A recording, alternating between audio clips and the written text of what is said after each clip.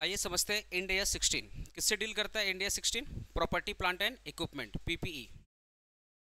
PPE property plant and equipment, end S 16 इससे deal करता है। अच्छा, इसका ऑब्जेक्टिव क्या है?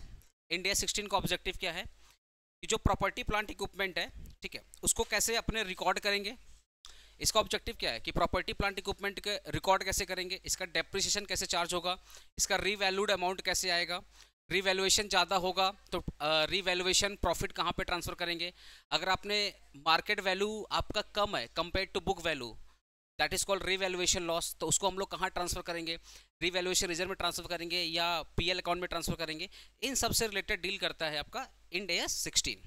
ओके, तो इंड एस 16 का ऑब्जेक्टिव क्या है कि जो प्रॉपर्टी प्लांट इक्विपमेंट है, पहली बात प्रॉपर्टी प्लांट इक्विपमेंट होता क्या है उसके बारे में बताता है। कौन कौन से आइटम्स प्रॉपर्टी प्लांट इक्विपमेंट बनेंगे, कौन कौन से आइटम्स प्रॉपर्टी प्लांट इक्विपमेंट नहीं बनेंगे। इसको बोलते हैं रिकॉग्निशन और नॉट रिकॉग्निशन, मतलब कौन रिकॉग्नाइज होंगे एज ए पीपीई और कौन कौन से items not recognised as a property plant equipment, ये उसकी बात करते हैं। एक तो डेफिनेशन और रिकॉग्निशन की बात कर रहा है, फिर बोल रहा है कि चलो लेट से आपने रिकॉग्नाइज कर लिया कि ये प्रॉपर्टी प्लांट इक्विपमेंट है मेरा, तो अब आप इसको रिकॉर्ड कैसे करोगे। जो फाइनेंशियल स्टेटमेंट है उसको आप रिकॉर्ड कैसे करोगे, उसका डेप्रिसिएशन कैसे चार्ज करोगे, उसका रीवैल्यूएशन आप कैसे करोगे। अगर रीवैल्यूएशन ज़्यादा हो गया तो एक्स्ट्रा अमाउंट कहाँ पे ट्रांसफर करोगे, पीएल में ट्रांसफर करोगे या रीवैल्यूएशन रिजर्व में ट्रांसफर करोगे। अगर आपने रीवैल्यू, अगर आपका आपका जो प्रॉपर्टी प्लांट का बुक वैल्यू है और जो फेयर मार्केट वैल्यू अगर कम है, that is called revaluation loss. तो रीवैल्यूएशन लॉस कहाँ पे ट्रांसफर करोगे, रिटेन्ड अर्निंग जिसको पीएल अकाउंट बोलते हैं, या आप रीवैल्यूएशन रिजर्व में ट्रांसफर करोगे। ठीक है, प्लस प्रॉपर्टी प्लांट इक्विपमेंट जब आप इंस्टॉल कर रहे थे तो उस वक्त परचेज कॉस्ट क्या है, क्योंकि आपने परचेज किया। अब परचेज किया फॉर एग्जांपल आप कोलकाता में है, आपका सामान आ रहा है जर्मनी से, पता है ना, बहुत सारे मशीन्स इंपोर्ट किए जाते हैं। अब जर्मनी से बहुत सारे सामान अगर आपका आ रहा है, जैसे आप हॉस्पिटल्स में जितना बड़ा बड़ा इक्विपमेंट देखते हैं वो इंडिया में बनते ही नहीं है। हॉस्पिटल में जितना इक्विपमेंट चाहे, अरे एमआरआई मशीन नाम सुना है, सब कुछ जर्मनी में बनता है, इंडिया में बनता ही नहीं है सब चीज़। एमआरआई एक्सरे मशीन ये सब जर्मनी से है। हाँ, सब कुछ जर्मनी। अब मान लेट से आपका प्रॉपर्टी प्लांट इक्विपमेंट जर्मनी से आ रहा है, ठीक है, तो उसका परचेज कॉस्ट कैसे निकालोगे, उसमें कौन कौन से टैक्स ऐड करोगे और कौन कौन से टैक्स आप इग्नोर करोगे, उन सब की बात करता है कि भैया प्रॉपर्टी प्लांट इक्विपमेंट का कॉस्ट क्या होगा, ये अपना बताता है इंड एस 16।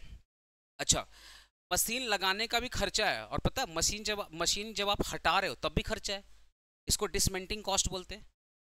जैसे एक मैं फैक्ट फॉर एग्जांपल एक फील्ड है, खेत है, फॉर एग्जांपल एक खेत है या एक प्रॉपर्टी है जो पता ना बंजर बंजर जमीन फॉर एग्जांपल, ठीक है।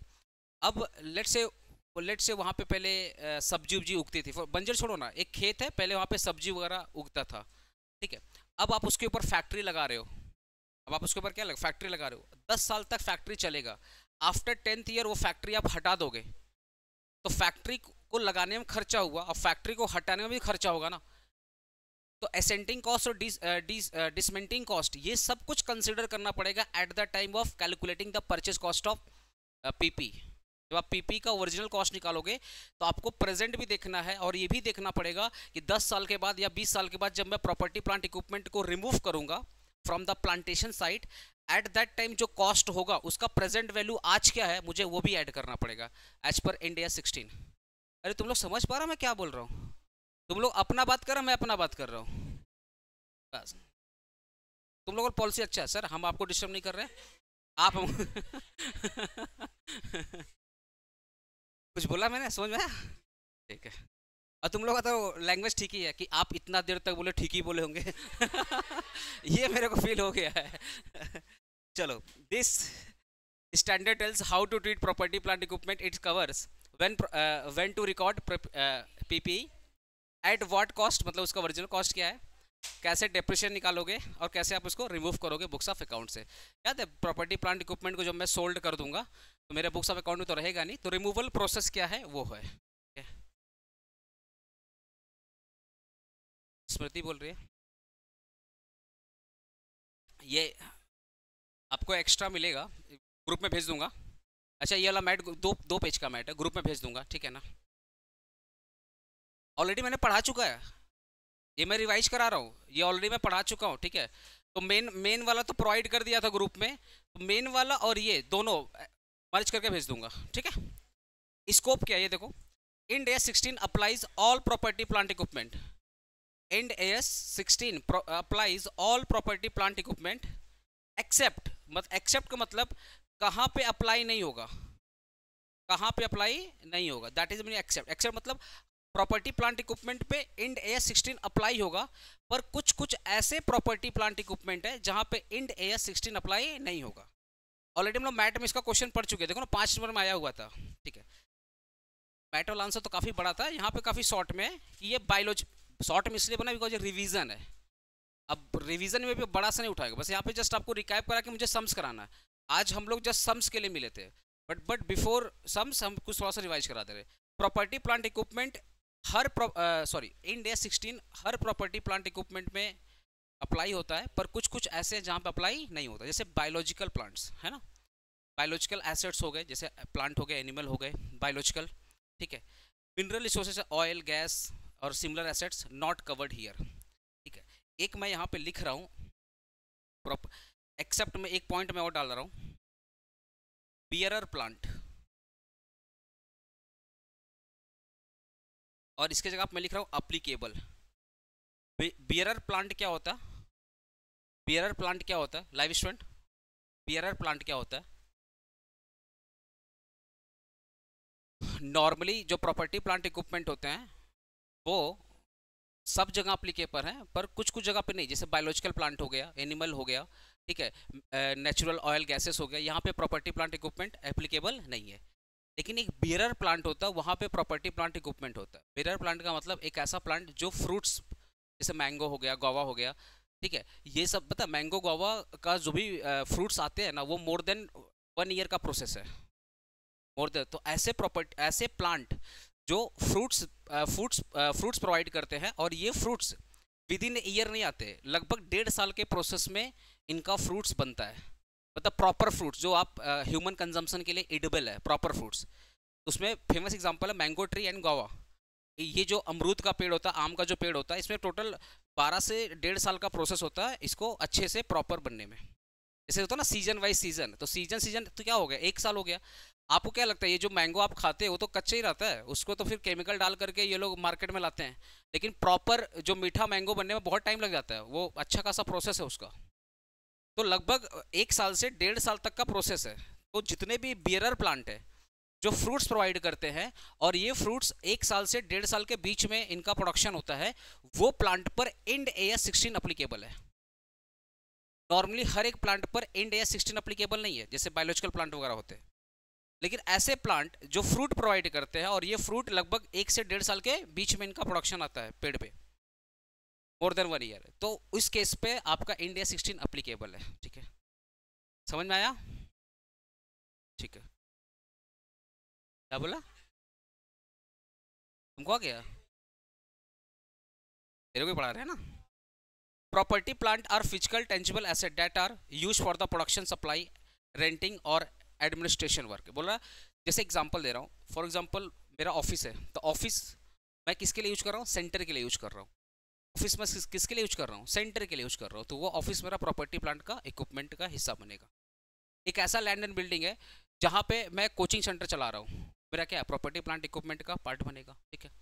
लेकिन एक ऐसा लैंड एंड बिल्डिंग है जहाँ पे मैं रेंट कमा रहा हूँ, और रेंटिंग इज माई बिजनेस। एक ऐसा प्रॉपर्टी प्लांट इक्विपमेंट है जहाँ से मैं रेंट कमा रहा हूँ, और रेंटिंग इज माई बिजनेस, मेरा घर वर रेंट से ही चलता है, तब तो वो इंड AS 16 अप्लीकेबल होगा, उस रेंटिंग प्रॉपर्टी पर इंड AS 16 अप्लीकेबल होगा। पर एक ऐसा लैंड है, एक ऐसा प्रॉपर्टी है, एक ऐसा प्रॉपर्टी प्लांट इक्विपमेंट है जिसको मैंने रेंट पे दिया है, हर महीने रेंट भी कमा रहा हूँ, but renting is not my business, तो इस केस में इंड AS 16 अप्लाई नहीं होगा। क्या मैंने बोला, सुनो ध्यान से। प्रॉपर्टी प्लांट इक्विपमेंट नॉर्मली, क्या बोला यहाँ पे देखो ना, प्रॉपर्टी प्लांट इक्विपमेंट क्या फिजिकल होंगे या tangible asset that are use for the production. जैसे मैं इस कोचिंग सेंटर को यूज कर रहा हूँ प्रोडक्शन के लिए, तो ये प्रॉपर्टी प्लांट का हिस्सा बनेगा, ठीक है। फॉर द सप्लाई, रेंटिंग और एडमिनिस्ट्रेशन वर्क, मेरा ऑफिस हो गया, मेरा सेंटर हो गया, ठीक है। फॉर एग्जाम्पल मेरा एक लैंड एंड बिल्डिंग है, उससे मैं भाड़ा कमा रहा हूँ, एवरी मंथ मैं रेंट कमा रहा हूँ, और रेंटिंग इज माई बिजनेस, मेरा काम ही है, मेरा काम ही है, तो इस केस में ये मेरा प्रॉपर्टी प्लांट इक्विपमेंट का पार्ट बनेगा। लेकिन एक ऐसा लैंड एंड बिल्डिंग जहां से मैं रेंट तो कमा रहा हूं, but renting is not my an business, तो इस केस में उस पर इंड AS 16 अप्लाई नहीं होगा। एक कार है, कार को मैंने ओला उबर में डाल दिया और उससे मुझे रेंट मिल रहा है ना, और ये मेरा बिजनेस है, तब वो जो कार है वो मेरा प्रॉपर्टी प्लांट इक्विपमेंट बनेगा। बट ऐसा कार जिसको मैंने ओला उबर में दिया है, बट मैंने ऐसे ही दे दिया, पैसा पड़ा हुआ था बस, बोला कार खरीद करके दे दिया, पर ये मेरा बिजनेस नहीं है। मेरा बिजनेस है तुम लोग को पढ़ाना बढ़ाना, है ना। तो क्या इस केस में वो जो ओला उबर से भाड़ा आ रहा है या जो कार है वो प्रॉपर्टी प्लांट इक्विपमेंट का हिस्सा बनेगा? नहीं बनेगा। तो प्रॉपर्टी प्लांट उसी को आप बोलोगे जो आपके प्रोडक्शन में डायरेक्टली इन्वॉल्व है। हाँ, जो आपके प्रोडक्शन में डायरेक्टली क्या है, इन्वॉल्व है, पहला कंडीशन। दूसरा, ऐसा प्रॉपर्टी प्लांट इक्विपमेंट जिसकी जो लाइफ है मोर देन 1 ईयर होना चाहिए। अब जैसे फॉर एग्जांपल आप कोई मशीन वगैरह परचेस करते हो, वो ऑब्वियसली 1 साल से ज़्यादा चलेगा। आप इस कोचिंग सेंटर में जितना फर्नीचर देख रहे हो उसकी लाइफ तो 1 साल से ज़्यादा है, उसकी लाइफ तो 1 साल से ज़्यादा है, तो वो प्रॉपर्टी प्लांट इक्विपमेंट का हिस्सा होगा। 2 चीज़ बोल रहा हूँ, पहला प्रॉपर्टी प्लांट इक्विपमेंट अगर आपके प्रोडक्शन में डायरेक्टली इन्वॉल्व है तो वो उसके ऊपर इंड AS 16 अप्लीकेबल होगा। प्रॉपर्टी प्लांट इक्विपमेंट का जो लाइफ है मोर देन 1 ईयर है और 1 ईयर से ज़्यादा वो प्रोडक्शन में इन्वॉल्व है, तो वो भी प्रॉपर्टी प्लांट इक्विपमेंट के पार्ट बनेंगे। तीसरा बात, जो भी प्रॉपर्टी प्लांट एंड इक्विपमेंट है अगर उससे मुझे इकोनॉमिकल बेनिफिट हो रहा है, उससे मुझे क्या हो रहा है, इकोनॉमिकल बेनिफिट, वो भी मेरा प्रॉपर्टी प्लांट का हिस्सा है। तुम क्या लगता है इससे क्या मिल रहा है मुझे? पैसा। ये मेरा क्या है, प्रॉपर्टी प्लांट का। अरे भाई AC वेसी लगा हुआ है, तुमको क्या लगता है तुम लोग फीस नहीं देगा हम रखेंगे इसको? नहीं रखेंगे। अरे कहाँ से भाई मैनेज करेंगे, फीस देते हैं तो तुम्हारे लिए व्यवस्था करके रखे हैं। तो कहने मतलब ऐसे प्रॉपर्टी प्लांट इक्विपमेंट जिससे मुझे इकोनॉमिकल बेनिफिट हो रहा है, तो वो मेरा प्रॉपर्टी प्लांट इक्विपमेंट का पार्ट बनेगा। तो ये 2-3 कंडीशन है, थ्योरी में आता है ये क्वेश्चन, बार बार बोलता है थ्योरी में कि कंडीशंस क्या है, प्रॉपर्टी प्लांट को आप रिकॉग्नाइज्ड कैसे करोगे। तो रिकॉग्नाइजेशन का 3 प्रोसेस है। पहला कि जो प्रॉपर्टी प्लांट इक्विपमेंट है वो डायरेक्टली आपके प्रोडक्शन में इन्वॉल्व है, डायरेक्टली आपके प्रोडक्शन में इन्वॉल्व है, पहला। दूसरा, उसका जो प्रोडक्शन लाइफ है 1 साल से ज़्यादा है। और तीसरा, उससे आपको क्या मिल रहा है, इकोनॉमिकल बेनिफिट मिल रहा है। तो ये प्रॉपर्टी प्लांट इक्विपमेंट का पार्ट है। आज हॉस्पिटल में जितने भी मशीन्स लगे हैं, ठीक है, क्या वो डायरेक्टली इन्वॉल्व है, हॉस्पिटल में इन्वॉल्व है ना, उनके सर्विस देने में मदद करते हैं। क्या उनकी जो प्रोडक्शन लाइफ 1 साल से ज़्यादा है ना। अच्छा, क्या हॉस्पिटल से पैसा कमा रहा है ना, तो वो प्रॉपर्टी प्लांट इक्विपमेंट हॉस्पिटल के लिए कंसिडर किया जाएगा और उसके ऊपर इंड AS 16 अप्लीकेबल होगा। कोई डाउट? लाइव स्टूडेंट कोई doubt? Will we use more than 1 accounting year, जैसे ये सब मशीन वगैरह हो गया, ठीक है। रिकॉग्निशन कंडीशन देख लीजिए, रिकॉग्निशन कंडीशन देख लीजिए। रिकॉग्निशन का मतलब कौन कौन से प्रॉपर्टी प्लांट को आप रिकॉग्नाइज करोगे और कौन से नहीं। जैसे पहला, जिसका फ्यूचर इकोनॉमिक बेनिफिट हो और ऐसा प्रॉपर्टी प्लांट जिसके कॉस्ट को आप मेजर कर पाओ, ऐसा प्रॉपर्टी प्लांट जिसके कॉस्ट को आप मेजर कर पाओ। आज इस सेंटर में जो भी लगा है खर्चा, आप मेरे से पूछो मैं बता दूंगा इसमें कितना कितना खर्चा लगा है। बीरर प्लांट वाले में क्या चीज़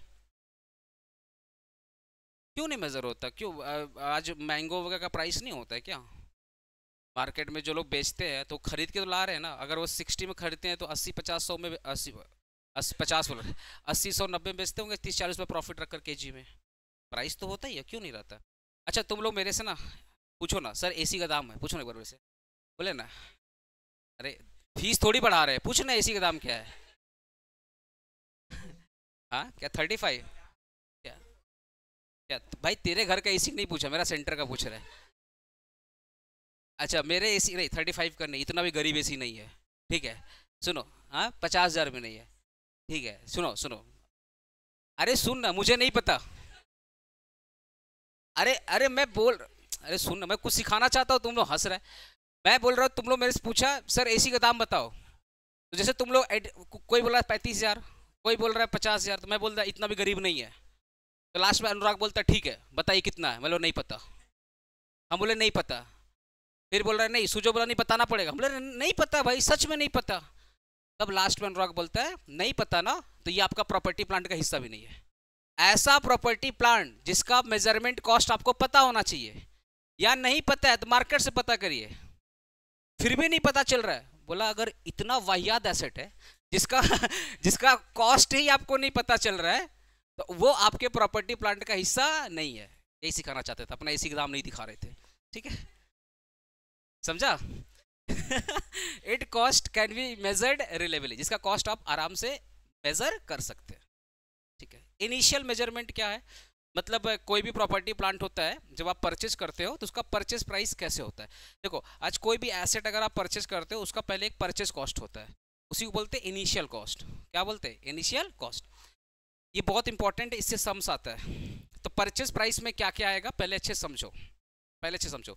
मैं पहले एक नॉर्मल सिनेरियो बता रहा हूँ, फिर बुक यहाँ पे क्या लिखा मैं मार्क करवा दे रहा हूँ। पहले नॉर्मल सिनेरियो क्या?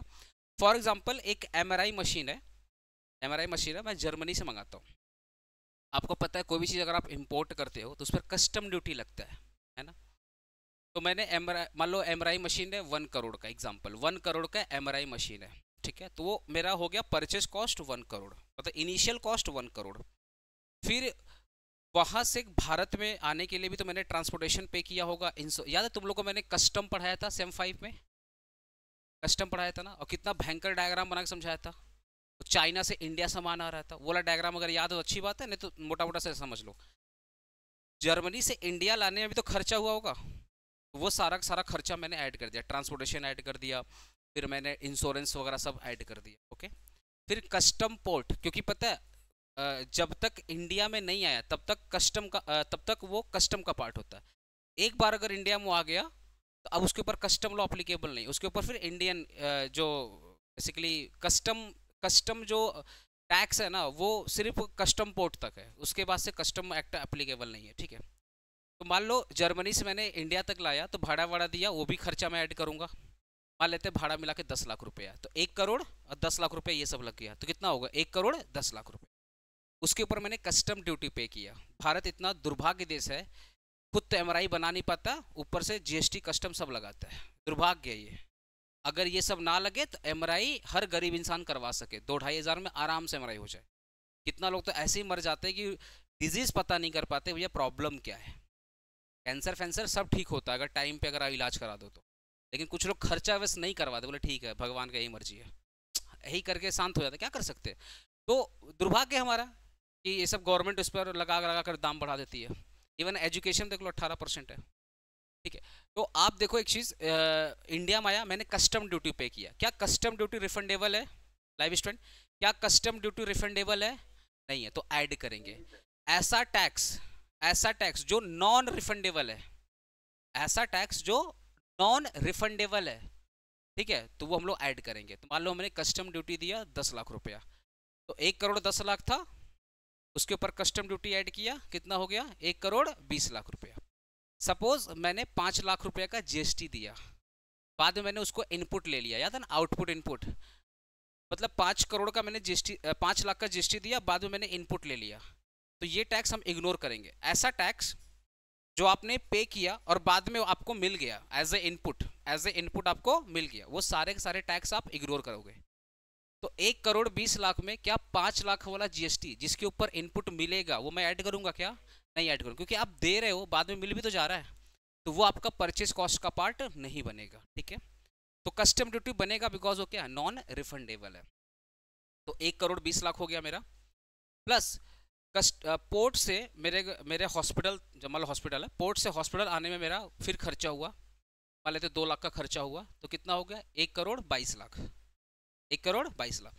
फिर मशीन को इंस्टॉल करने का खर्चा हुआ, बिकॉज मशीन इंस्टॉल करने के लिए एक्सपर्ट को बुलाया जाएगा, तो मैंने एक्सपर्ट को बुलाया, एक्सपर्ट पूरा इंस्टॉलेशन किया, मान लेते उस पर 5 लाख रुपया लग गया, तो कितना हो गया? 1 करोड़ 27 लाख रुपया। ठीक है, फिर मशीन को ना ट्रायल कॉस्ट आता है, पता ना, मशीन का रनिंग कॉस्ट, ऐसे थोड़ी पेशेंट को ढुका देगा, पता चला मर गया पेशेंट, पहले ट्रायल तो करना पड़ेगा। तो मेरा ट्रायल कॉस्ट आया 3 लाख रुपया, तो कितना हो गया? 1 करोड़ 30 लाख रुपये। ठीक है ना? अब मुझे पता चला कि नेक्स्ट टाइम जब मैं एमआरआई मशीन को जब मैं यहाँ से हटाऊंगा, सिंपल समझो, रिमूवल कॉस्ट, एक बार जब मशीन को आप यहाँ से हटाओगे तो डिसमेंटिंग, मतलब मशीन को हटाने का 5 लाख रुपया लगेगा, हटाने का 5 लाख रुपया लगेगा। ठीक है ना? तो अब 1 करोड़ 30 लाख था, तो 5 लाख रुपया हटाने का वो भी ऐड करना पड़ेगा, तो कितना हो गया? 1 करोड़ 35 लाख, 1 करोड़ 35 लाख, 1 करोड़ 35 लाख। अब मशीन मान लो चल रही है, बिगड़ रही है, दैट इज कॉल्ड रिपेयरिंग, वो सब इसमें ऐड नहीं होगा। तो आप परचेज कॉस्ट तब तक ऐड करेंगे जब तक मशीन ऑपरेट करना स्टार्ट नहीं किया, जब तक मशीन ऑपरेट करना स्टार्ट नहीं किया। एक बार मशीन रेडी होता ना, रेडी टू गो, एक बार मशीन रेडी हो गया प्रोडक्शन करने के लिए, अब जो खर्चा होगा वो परचेज कॉस्ट का पार्ट नहीं होगा। लेकिन मशीन को लाने से रेडी करने तक, मशीन को लाने से रेडी करने तक जितना भी खर्चा हो रहा है वो सब कुछ आपका ओरिजिनल कॉस्ट का पार्ट है, परचेज कॉस्ट का पार्ट है।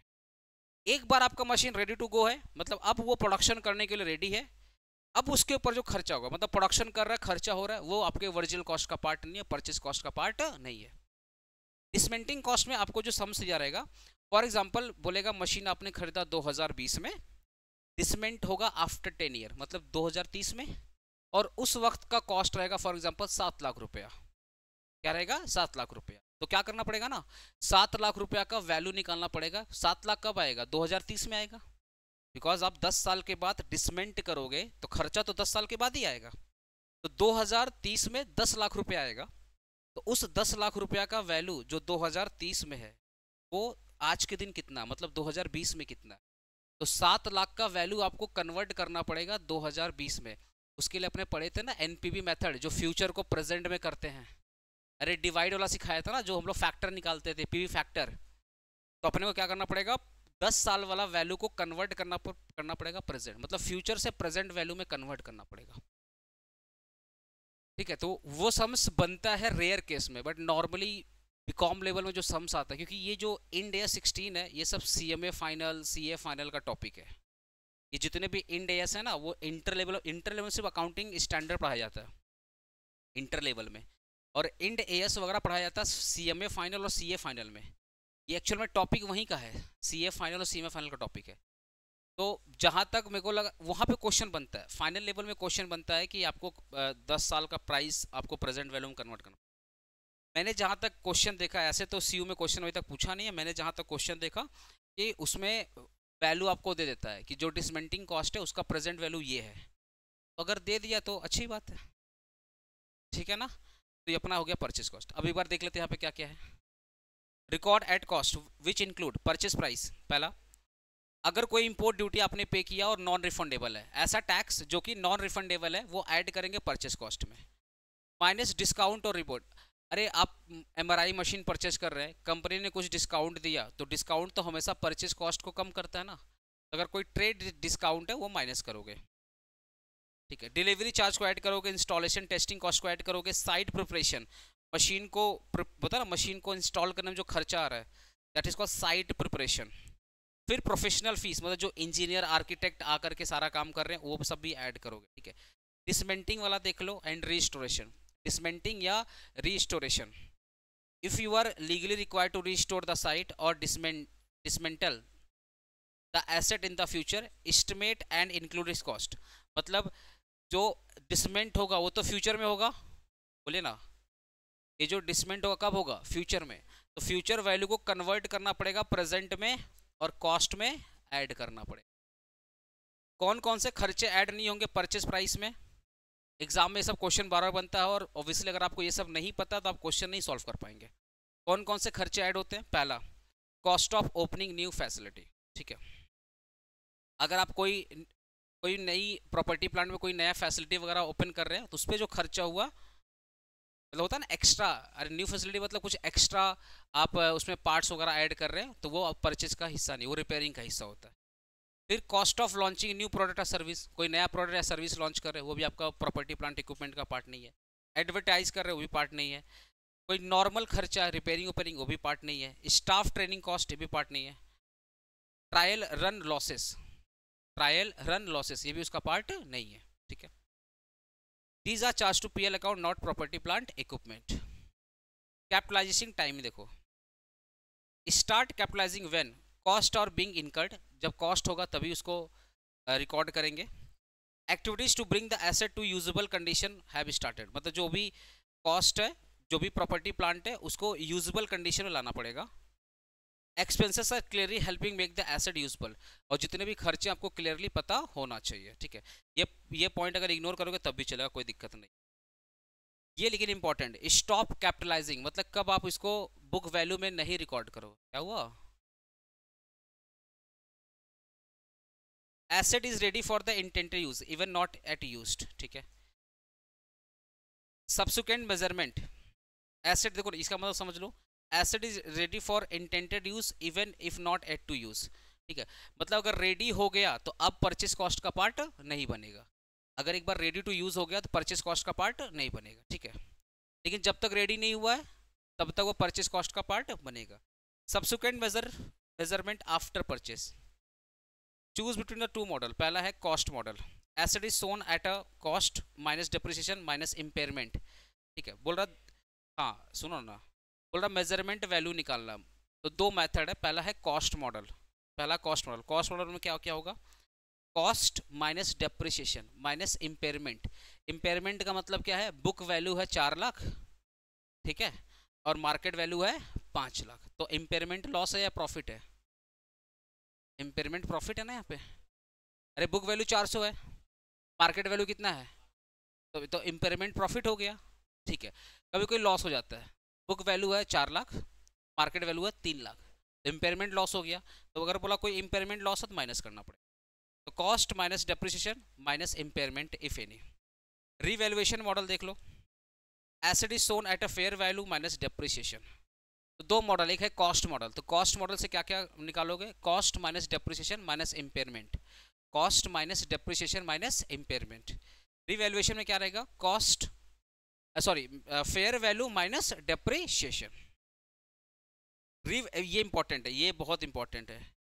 रीवैल्यूएशन गेन कहाँ पे ट्रांसफर करोगे, रीवैल्यूएशन रिजर्व, और लॉस को कहाँ ट्रांसफर करोगे, पीएल अकाउंट, गेन को ट्रांसफर करोगे रिजर्व में, रीवैल्यूएशन रिजर्व, और अगर लॉस हो गया पीएल, 4 लाख का मशीन 3 लाख हो गया तो 1 लाख का लॉस हो गया ना, रिटेन्ड अर्निंग मतलब पीएल में ट्रांसफर करेंगे, और 4 लाख का मशीन 5 लाख का हो गया तो 1 लाख का रीवैल्यूएशन प्रॉफिट हुआ, कहाँ ट्रांसफर करेंगे, रीवैल्यूएशन रिजर्व में ट्रांसफर करेंगे, ये इंपॉर्टेंट था।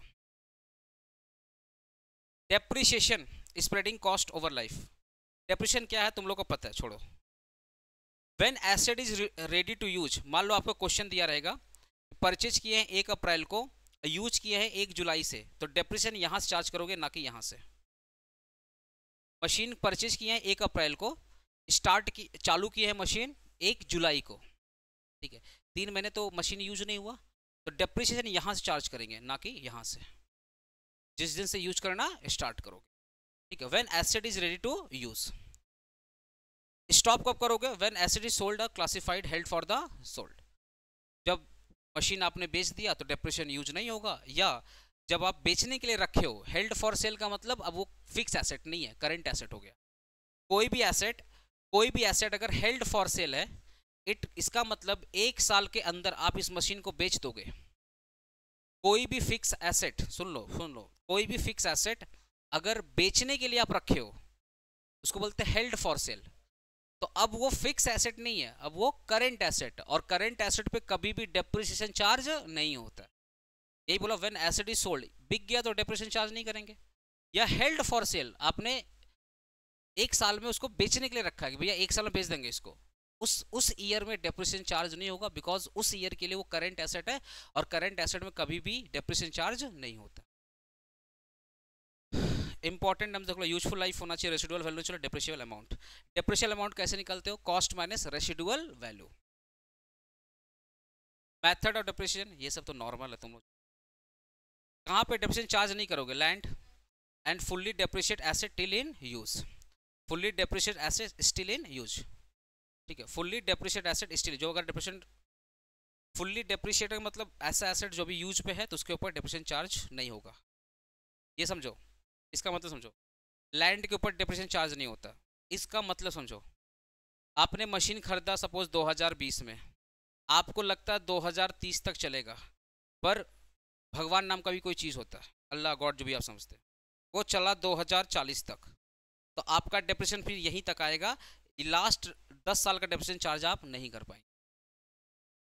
मैंने क्या बोला, 2020 को आपने एसेट परचेज किया, आपके हिसाब से एक्सपेक्टेड लाइफ था 2030, तो आप 10 साल तक ही डेप्रिसिएशन चार्ज कर पाओगे।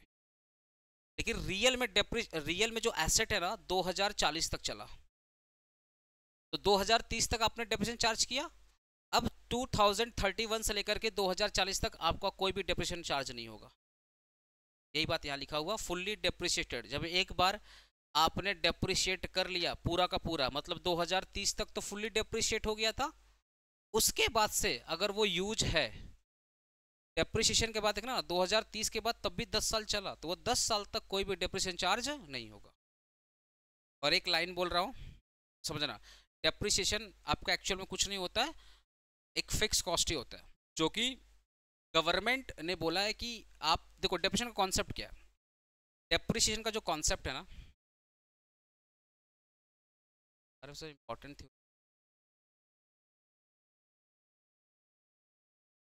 अरे तुम लोग बोलना, हम पेपर ही सेट कर दे रहे सीयू का, ये क्यों नहीं बोलता तुम लोग? हम कर देगा, हम कर देगा, तुम लोग बोलो हम कर देगा। हम सीयू का पेपर चेक करेगा, और अब ऐसे भी यूट्यूब पे जाएगा, उधर भी कमेंट आएगा हाँ सर बनाइए, ठीक है। और उसमें फिर डिस्क्लेमर रहेगा कि वास्तविकता जीवन लाइफ से कोई मिला देना नहीं है क्वेश्चन आए तो अच्छी बात है सब हम लिख देंगे डिस्क्लेमर में, फिर देख लो। डी रिकॉग्नाइजेशन, आप एसेट को कब डी रिकॉग्नाइज करोगे, मतलब हटा दोगे बुक से। पहला, रिमूव एसेट व्हेन, जब आपने इसको बेच दिया, जब ये स्क्रैप्ड में चला गया और इसका कोई फ्यूचर में बेनिफिट नहीं है, ठीक है। जैसे तुम लोग का देख लो, जब ये नहीं रहता हटा देता सामने वाले को। अमन हटाया क्या किसी को? नहीं है, ठीक है। तू समझ रहा, हम तेरे को क्या बोल रहे प्रॉफिट लॉस कैसे निकालोगे? Sale minus net book value, ठीक है। और जो भी प्रॉफिट लॉस है कहाँ शो करोगे? Profit and PL account, simple. Disclosure requirement, अरे ये सब नॉर्मल टॉपिक जल्दी पढ़ा रहे, बिकॉज मेरे को सम्स करवाना है। ये सब ऑलरेडी पढ़ाया हुआ है, जस्ट रिवाइज करा रहा हूँ, ऑलरेडी पढ़ाया हुआ ये सब चीज। For each property plant equipment class basis of valuation, बोला डिस्क्लोजर रिक्वायरमेंट। क्या क्या रिक्वायरमेंट है? पहला, या तो आप कॉस्ट मॉडल को अप्लाई करो, या तो आप रिवैल्यूएशन। दो मॉडल है ना, अरे एसेट को रिकॉर्ड करने का दो मॉडल है, एक है कॉस्ट मॉडल, एक है रिवैल्यूएशन। कॉस्ट में याद है cost minus depreciation minus impairment if any, और रिवैल्यूएशन में क्या था? फेयर प्राइस माइनस डेप्रिसिएशन, यही था। तो दोनों में से कोई भी एक मॉडल आप चूज करो, डेप्रिसिएशन मेथड अप्लाई करो, यूजफुल लाइफ यूज करो, ग्रॉस और नेट अर्निंग अमाउंट मतलब फेयर मार्केट वैल्यू से कंपेयर करो, और recognition of opening and closing balances, ठीक है। अब ये सब क्या है ना, जब मैं सम्स कराऊंगा तो ज़्यादा बेटर समझ में आएगा। एक्चुअल में ये जो पूरा चीज़ बोला है ना, ये एक्चुअल में ये सम्स का पार्ट है। जब मैं सम्स कराऊंगा तो ये चीज़ क्लियर हो जाएगा। अगर समझ में आ रहा तो अच्छी बात है, अदरवाइज सम्स कराऊंगा तो वहाँ पे समझ लेना, ये भी है फालतू। चलो सम्स करते हैं। हो गया रिवीजन, हो गया रिवीजन, हो गया। क्या पूछना है, क्या पूछना है भाई?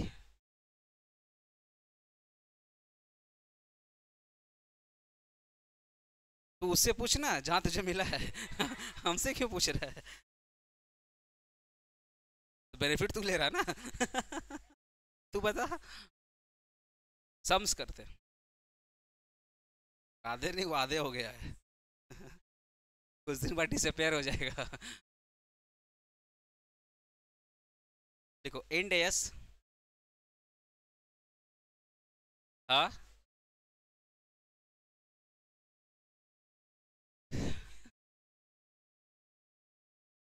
है, क्वेश्चन है बुक में है।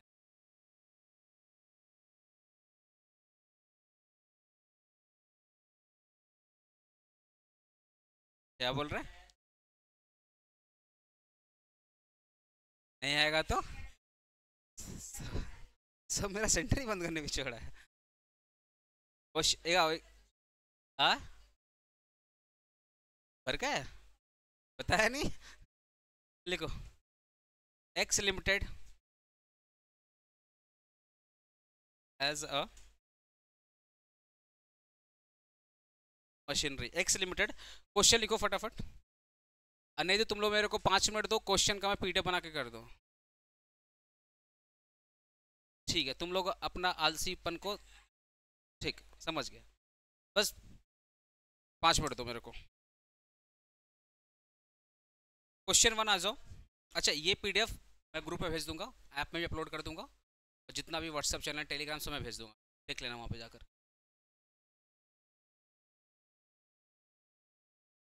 Apex limited has a machinery with the initial cost 10 lakh रुपया।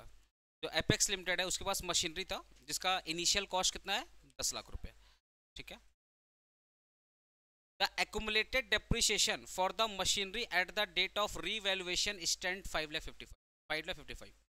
मतलब जो एक्यूमुलेटेड डेप्रिसिएशन, एक्यूमुलेटेड डेप्रिसिएशन का मतलब क्या होता है पहले समझ लो। एक्यूमुलेटेड डेप्रिसिएशन का मतलब, इसी का दूसरा नाम होता है provision for depreciation. Accumulated depreciation का मतलब क्या होता है, मान लो ये 2015 है, ये 2016 है और ये 2017 है। पहले साल का जो डेप्रिसिएशन आया मान लेते हैं 10,000 आया, तो सेकेंड ईयर का भी 10,000 आएगा।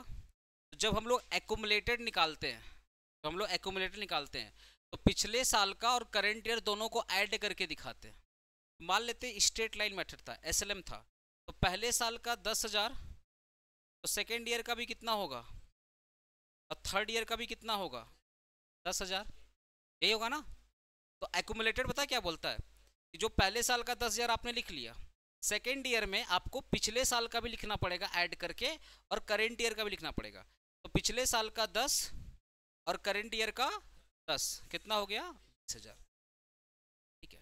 और अगर मैं तीसरे साल का निकालूं तो पिछले साल का 20 और करेंट ईयर का 10 कितना हो गया, 20,000। यही जो एक्यूमुलेटेड डेप्रिसिएशन जो हमारा 30,000 आया है, और सम्स में इसी का वैल्यू है 5,50,000। जो मेरे एग्जांपल में 30,000 आया है 3 साल का मिला करके, सम्स में वही बोल रहा है एक्यूमुलेटेड डेप्रिसिएशन कितना है, 5,50,000। इसका मतलब ये सिर्फ करेंट ईयर का डेप्रिसिएशन नहीं है, इसमें पास्ट ईयर के भी डेप्रिसिएशन ऐड होते हैं। जैसे इस 30,000 में सिर्फ और सिर्फ करेंट ईयर नहीं है, करेंट ईयर भी है, साथ ही साथ पास्ट ईयर के भी सारे डेप्रिसिएशन मिला करके एक्यूमुलेट हुआ, इकट्ठा हो गया। एक्यूमुलेशन का मतलब क्या होता है, इकट्ठा, कलेक्शन, हाँ, collected depreciation. The fair value of the asset by the reference to the transaction in similar asset is estimated 7 lakh रुपए। Fair value of the asset by the reference, by the reference का मतलब जो valuer है। अरे fair value कौन निकालता है, registered valuer. तो रजिस्टर्ड वैल्यूअर के रेफरेंस के हिसाब से एसेट का वैल्यू कितना है, 7 लाख रुपए। सो द एंट्रीज, आपको जर्नल एंट्री शो करना है। तो सबसे पहले बताओ परचेस कॉस्ट कितना है, एक चीज बताओ ना, परचेस कॉस्ट कितना है, 10 लाख रुपए। ठीक है। डेप्रिसिएशन कितना है, 5 लाख रुपए। तो जिस दिन वैल्यूएशन हुआ उस दिन वैल्यू कितनी है, 10 लाख रुपया तो ओरिजिनल कॉस्ट था। ठीक है। जिस दिन मैंने वैल्यूएशन कराया उस दिन तक का डेप्रिसिएशन दिया हुआ 5,50,000। थोड़ा सा अंग्रेजी सुधारो तुम लोग। This accumulated depreciation of the machinery at the date of revaluation, जिस दिन मैं रीवैल्यूएशन करवा रहा था, रीवैल्यूएशन करा करके एसेट का वैल्यू आया 7 लाख रुपया। मान लो रीवैल्यूएशन मैंने कराया 1 जुलाई को, तो 1 जुलाई को वैल्यू कितना है, 7 लाख, और डेप्रिसिएशन अप टू 1 जुलाई है 5,50,000। तुम लोग WDV वैल्यू कैसे निकालते थे, original cost minus depreciation for the year, फिर आया बुक वैल्यू या WW ऑन, फिर आपने मान लो 6 महीने के बाद बेचा तो डेप्रिसिएशन फॉर द 6 मंथ, फिर जब depreciation for the 6 month minus करने के बाद जो बचता था क्या लिखते थे, WDV on the date of sold, जिस दिन बेचा उस दिन उसकी वैल्यू क्या है। यही बोल रहा है कि जिस दिन रीवैल्यूएशन हुआ, मान लेते हैं रीवैल्यूएशन हुआ 1 जुलाई को, तो 1 जुलाई को वैल्यू है 7 लाख रुपया। 1 जुलाई का वैल्यू कितना है, 7 लाख रुपया, और अप टू 1 जुलाई जो डेप्रिसिएशन है 5,50,000।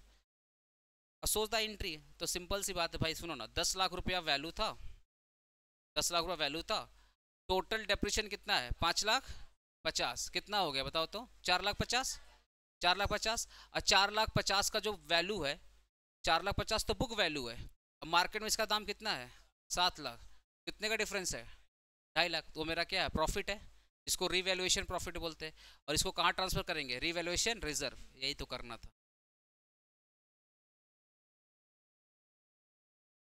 चल तू भी कर लिखो कैरिंग अमाउंट,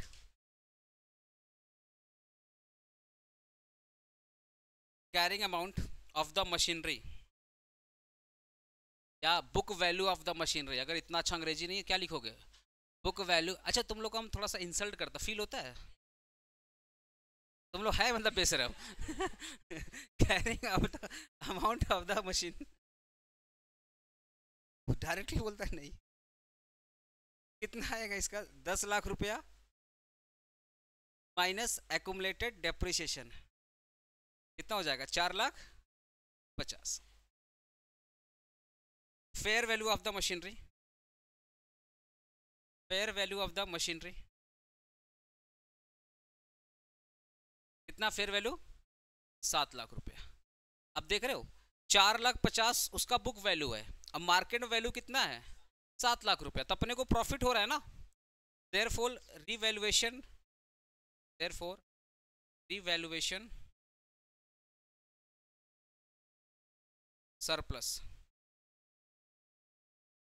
7 लाख माइनस 4,50,000 कितना आ जाएगा? 2,50,000। और इसको कहाँ ट्रांसफर करोगे? Transferred to, transfer to revaluation, transfer to valuation. अब इसका एंट्री, एंट्री कर सकता है। इसका जर्नल एंट्री क्या होगा? इसका जर्नल एंट्री क्या होगा? एक्चुअल में आपको जर्नल एंट्री इसका ही पास करना है, कैसे होगा बताओ तो?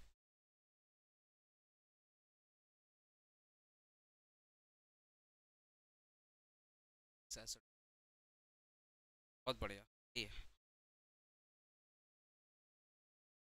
देखो, देखो जर्नल एंट्री वही बन जाना।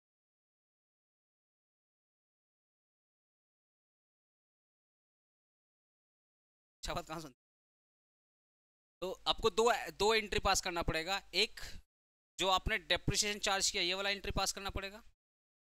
तो डेप्रिसिएशन का एंट्री क्या होता है? Depreciation account debit to machine, accumulated depreciation account debit to machinery. देखो accumulated depreciation account debit to machine,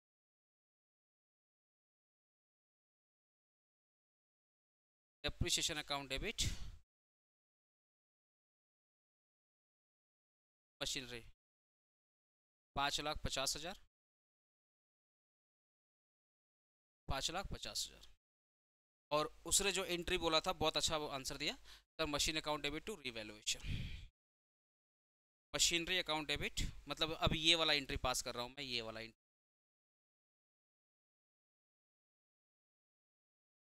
machinery account debit to revaluation reserve.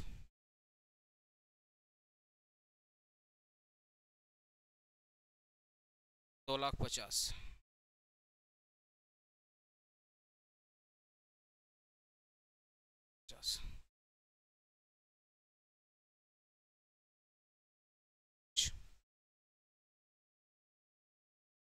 ठीक है।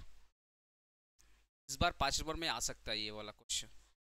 इंडिया 16 में इस बार मुझे जहां तक लग रहा है आ सकता है 5 नंबर का सवाल। अच्छा, machinery account debit to revaluation reserve, ठीक है, जिससे पूछेंगे वही आंसर देगा।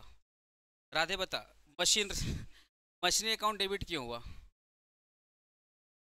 हाँ, और ये क्रेडिट क्यों हुआ?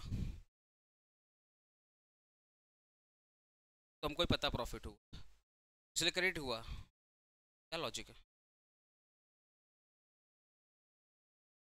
इसलिए डेबिट हुआ, रुक जाता तो क्रेडिट हो जाता है।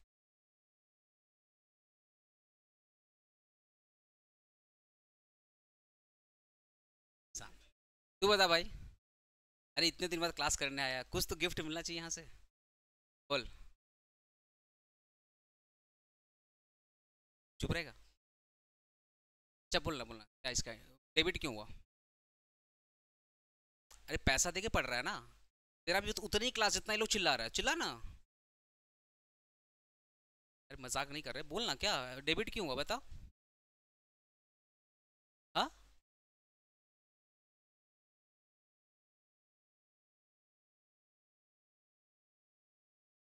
लाइव से तुम लोग जवाब मत देना।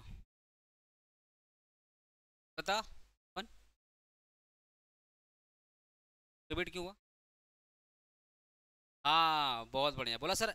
जब रीवैल्यू किया है ना तो एसेट बढ़ रहा है। अरे 4 लाख, 4,50,000 था ना एसेट का दाम, बोलो ना। 4,50,000 एसेट का दाम था, लेकिन रीवैल्यूड किए 7 लाख रुपया में। तो जब भी एसेट बढ़ता है कहां से बढ़ाओगे? सॉरी, जब भी एसेट बढ़ेगा कहां से बढ़ाओगे? डेबिट से बढ़ाओगे। एसेट का नेचर क्या है? डेबिट। बढ़ेगा डेबिट से, घटेगा क्रेडिट से, सिंपल सा लॉजिक था। तो जब आपका रीवैल्यूएशन रिजर्व हो रहा है इसका मतलब एसेट बढ़ रहा है। एसेट बढ़ेगा डेबिट से, और ऑब्वियसली रिजर्व का नेचर क्या होता है? लायबिलिटी, और लायबिलिटी बढ़ता है क्रेडिट से, इसलिए ये क्रेडिट से बढ़ेगा और ये बढ़ेगा डेबिट से। क्वेश्चन 2 पढ़ो तो। क्वेश्चन 2,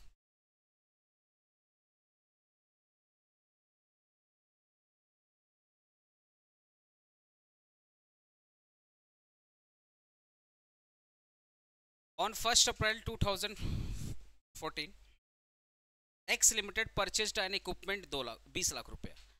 1 अप्रैल 2014 को एक्स लिमिटेड ने एक इक्विपमेंट परचेज किया 20 लाख रुपए का। इसका जो एस्टिमेटेड लाइफ है वो 8 ईयर्स है। डेप्रिसिएशन जो चार्ज कर रहे हो आप स्ट्रेट लाइन मेथड पे चार्ज कर रहे हो। ऑन 1 अप्रैल 2017, मुझे बताओ ना कितने दिन का डिफरेंस आ रहा है? इस डेट से जैसे कितने साल का डिफरेंस आ रहा है? 3 साल का। ठीक है, बस डेट का ध्यान रखना। On 1 April 17 the asset is revalued 18 lakh rupees, मतलब 3 साल के बाद एसेट को रीवैल्यू किया गया और रीवैल्यूएशन अमाउंट है 18 lakh rupees. Useful life for the asset remained unchanged और एट 8 ईयर्स। क्या बोल रहा है? Useful life of the asset remains unchanged at 8 years. ठीक है, पूरे एसेट का यूजफुल लाइफ कितने हैं? 8 साल। ये बोलना चाह रहा है क्या? बोलो। Useful life of the asset remains unchange at 8 years, मतलब यूजफुल लाइफ कितना है? 8 years. So the treatment as per Ind AS 16। ठीक है, मेरे को बस जब भी रीवैल्यूएशन आ जाए तो जो तुम लोग बेसिक्स में डेप्रिसिएशन सीखा है, बेसिक में क्या सीखा है? अगर 1 अप्रैल 2017 को मशीन बेचा गया तो अपने क्या लिखते थे? अपने लिखते थे ओरिजिनल कॉस्ट ऑन 1 अप्रैल 14 से लेकर के हम लोग पहले इस दिन का वैल्यू निकालते थे, इस दिन का वैल्यू निकालते थे, और अगर ज़्यादा में बेचा है तो प्रॉफिट, कम में बेचा है तो नुकसान। ऐसे डेप्रिसिएशन निकालते थे ना कि original cost on this date less depreciation, less depreciation, less depreciation करने के बाद फिर निकालते थे बुक WDV ऑन 1 अप्रैल 17। ठीक है, अब मान लो WDV ऑन 1 अप्रैल 17 कितना है? 18 लाख। बेचा 19 लाख में, 1 लाख का प्रॉफिट। मान लो बेचा 16 लाख में तो 3 लाख का, 2 लाख का लॉस। ऐसे तो बचपन में डेप्रिसिएशन सॉल्व करते थे, यही सेम चीज़ यहाँ पे भी करना है, बट यहाँ पे एक्चुअल में रीवैल्यूएशन करना है। ठीक है, तो चलो सॉल्व करते हैं इसको। इसका आंसर क्या देख ले। देखो, book original cost, original cost on 1 अप्रैल 14 क्या है? 20 लाख रुपये लेस डेप्रिसिएशन कितने सालों के लिए? 3 सालों के लिए। बोले ना, डेप्रिसिएशन कितने सालों के लिए? 3 सालों के लिए। 20 लाख इंटू 20 लाख। कोई रेसिडुअल वैल्यू है क्या? नहीं है ना। और तो रेसिडुअल वैल्यू तो नहीं है, तो एक काम करते हैं यहाँ पे मैं लिख रहा हूँ रेसिडुअल वैल्यू का वैल्यू है 0। याद है ना, original cost minus residual value divided by useful life. तो यूजफुल लाइफ कितने साल का दिया था? 8 साल का। फॉर्मूला याद है ना डेप्रिसिएशन का? Original cost minus residual value divided by useful life. ये जो भी निकलेगा वो 1 साल का निकलेगा, और अपने को निकालना है 3 साल, तो इंटू कर दो 3 साल। हाँ 7,50,000, 7 लाख आ जाएगा तुम्हारा बुक वैल्यू एज ऑन 1 अप्रैल 17 कितना आ जाएगा? 12,50,000। 12,50,000, ठीक है, 12,50,000।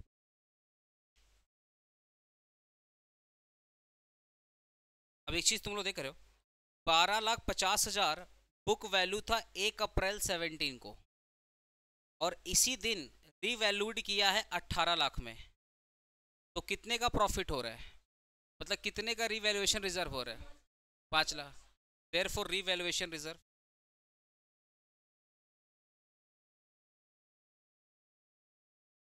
देयरफॉर रीवैल्यूएशन सरप्लस,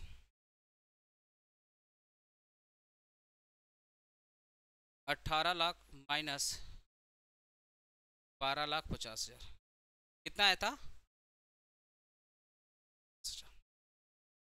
ठीक है।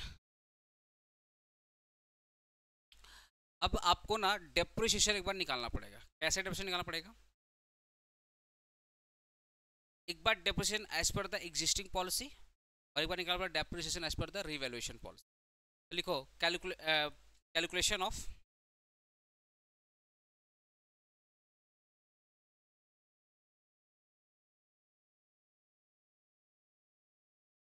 Additional depreciation. होल्डिंग कंपनी में सेम चीज करते थे ना, पहले एग्जिस्टिंग हिसाब से निकालते थे, फिर रीवैल्यूड हिसाब से निकालते थे। वही सेम चीज यहाँ पे भी है जो हम लोग रीवैल्यू होल्डिंग कंपनी में करते थे। ठीक है, देखो actual depreciation, actual depreciation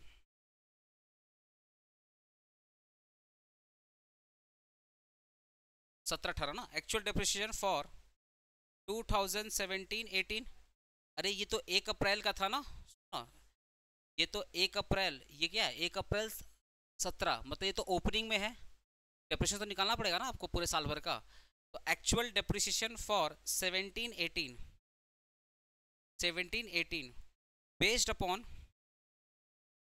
based on revalued amount, based upon revalued amount. ठीक है, एक्चुअल डेप्रिसिएशन फॉर 17-18, ठीक है, बेस्ड अपॉन रीवैल्यूड अमाउंट। तो रीवैल्यूड अमाउंट कितना था? 18 लाख। बोले ना रीवैल्यूड अमाउंट कितना था? 18 लाख। मशीन का यूजफुल लाइफ कितना था? 8 साल। 8 साल में से 3 साल तो यूज हो चुका है, तो कितना बचा है? 5 साल। तो डिवाइडेड बाई 5 साल कितना आ जाएगा बताइए तो? 3,60,000। ठीक है, ये था रीवैल्यूड के हिसाब से। अब अपने निकालना है इस साल का ओरिजिनल कॉस्ट के हिसाब से। लिखो डेप्रिसिएशन फॉर 17-18, डेप्रिसिएशन फॉर 17-18 कितना अमाउंट, कितना 20 लाख था ना, based upon 17-18 based upon original cost. और इसी बताओ ना ओरिजिनल कॉस्ट कितना था? 20 लाख। 20 लाख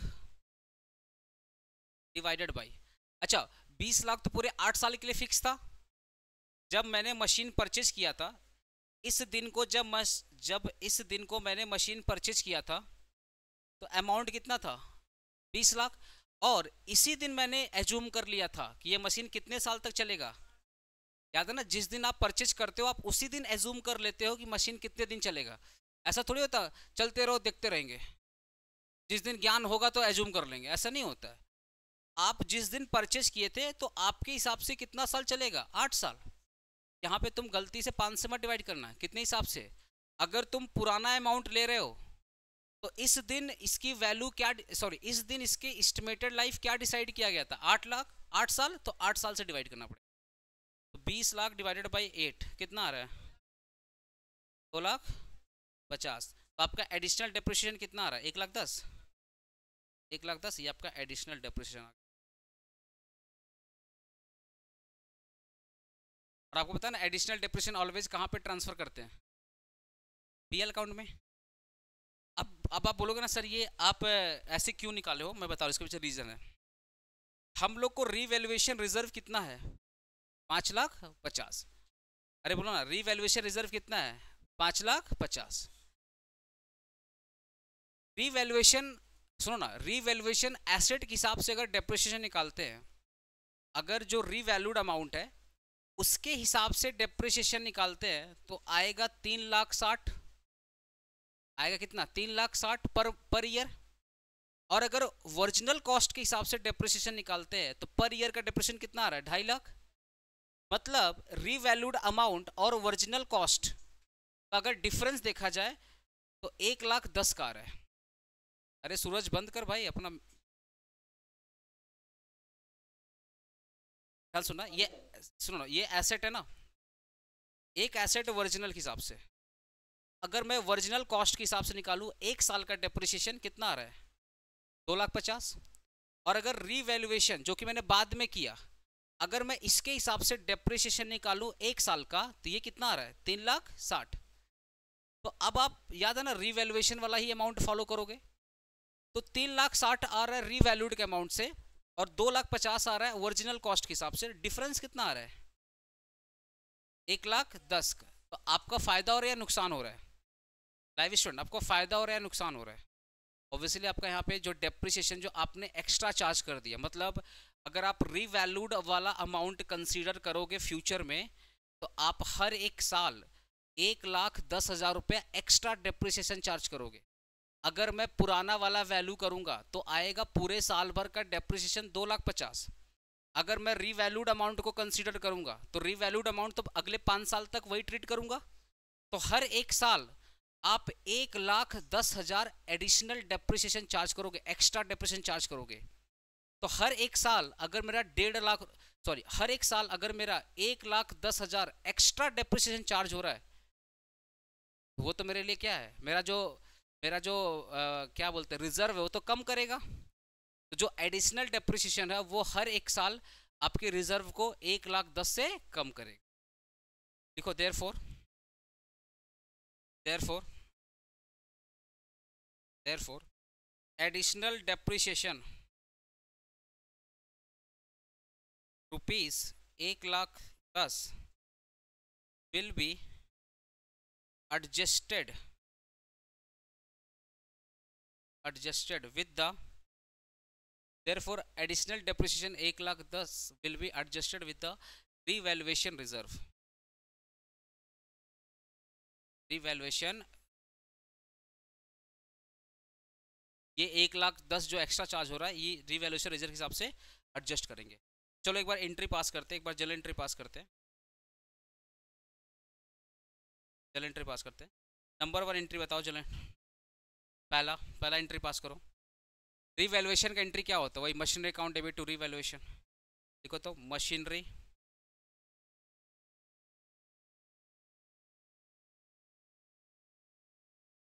रिवैल्यूएशन रिजर्व कितना था? Revaluation reserve 5,50,000।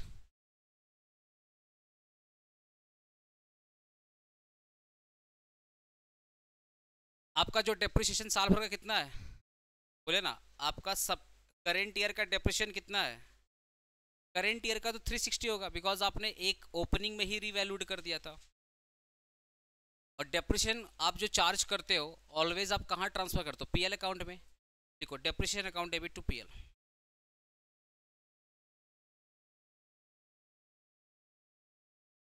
3,60,000।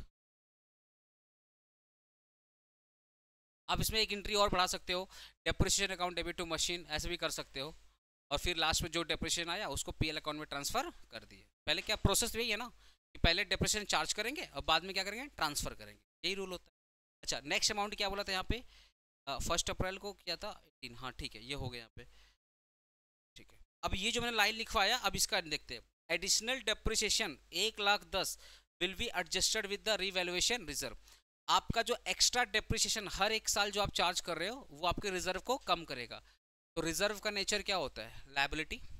लायबिलिटी बढ़ेगा क्रेडिट से, घटेगा डेबिट से। तो फॉर एंट्री क्या हो जाएगा? Revaluation reserve account debit to depreciation.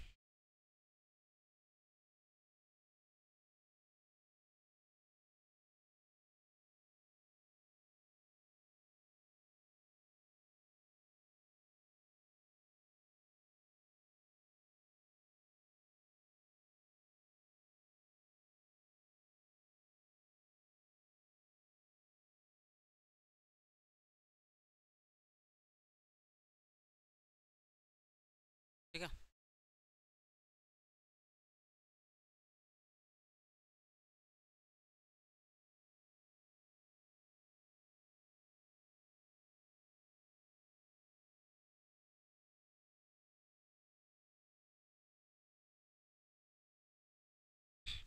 Revaluation reserve account debit to depreciation. और सुनो ना, हम लोग शॉर्ट एंट्री करते हैं, और ये जो डेप्रिसिएशन आता है वो तुम लोग कहाँ ट्रांसफर करता है? अरे सुनो ना, ये जो डेप्रिसिएशन आता है तुम लोग कहाँ ट्रांसफर करता है? Revaluation reserve account to depreciation. और ये डेप्रिसिएशन कहाँ ट्रांसफर करता है? पीएल में डायरेक्टली अपने क्या लिख देंगे, डेप्रिसिएशन हटा के पीएल कर देंगे। और पीएल मतलब रिटेन अर्निंग, यहाँ पे हटा दो पीएल या रिटेन अर्निंग लिखो ना, पीएल या रिटेन अर्निंग। अमाउंट कितना था? 1,00,000। शॉर्ट में एंट्री मार सर, रिवैल्यूएशन टू डेप्रिसिएशन। और ये डेप्रिसिएशन नॉर्मली में ट्रांसफर करते हैं पीएल से, तो पीएल यहाँ पे लिख देंगे, यहाँ पे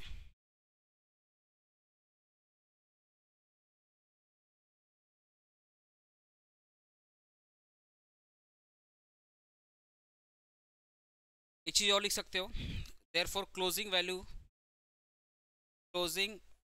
of revalued asset, closing value of revalued asset 5,00,000, sorry कितना था revalued asset, revalued reserve, sorry closing value of revalued opening कितना था? 5,50,000। इसमें से पूरे साल भर का डेप्रिसिएशन हटा दो, 4,40,000।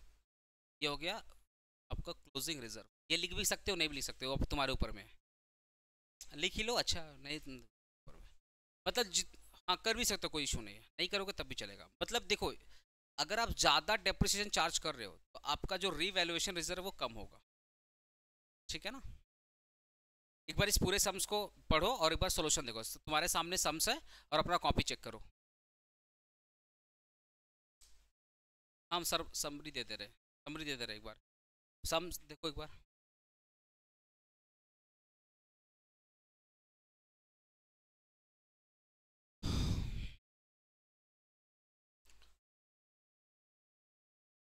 सम्स पढ़ो एक बार, सॉल्यूशन देखो।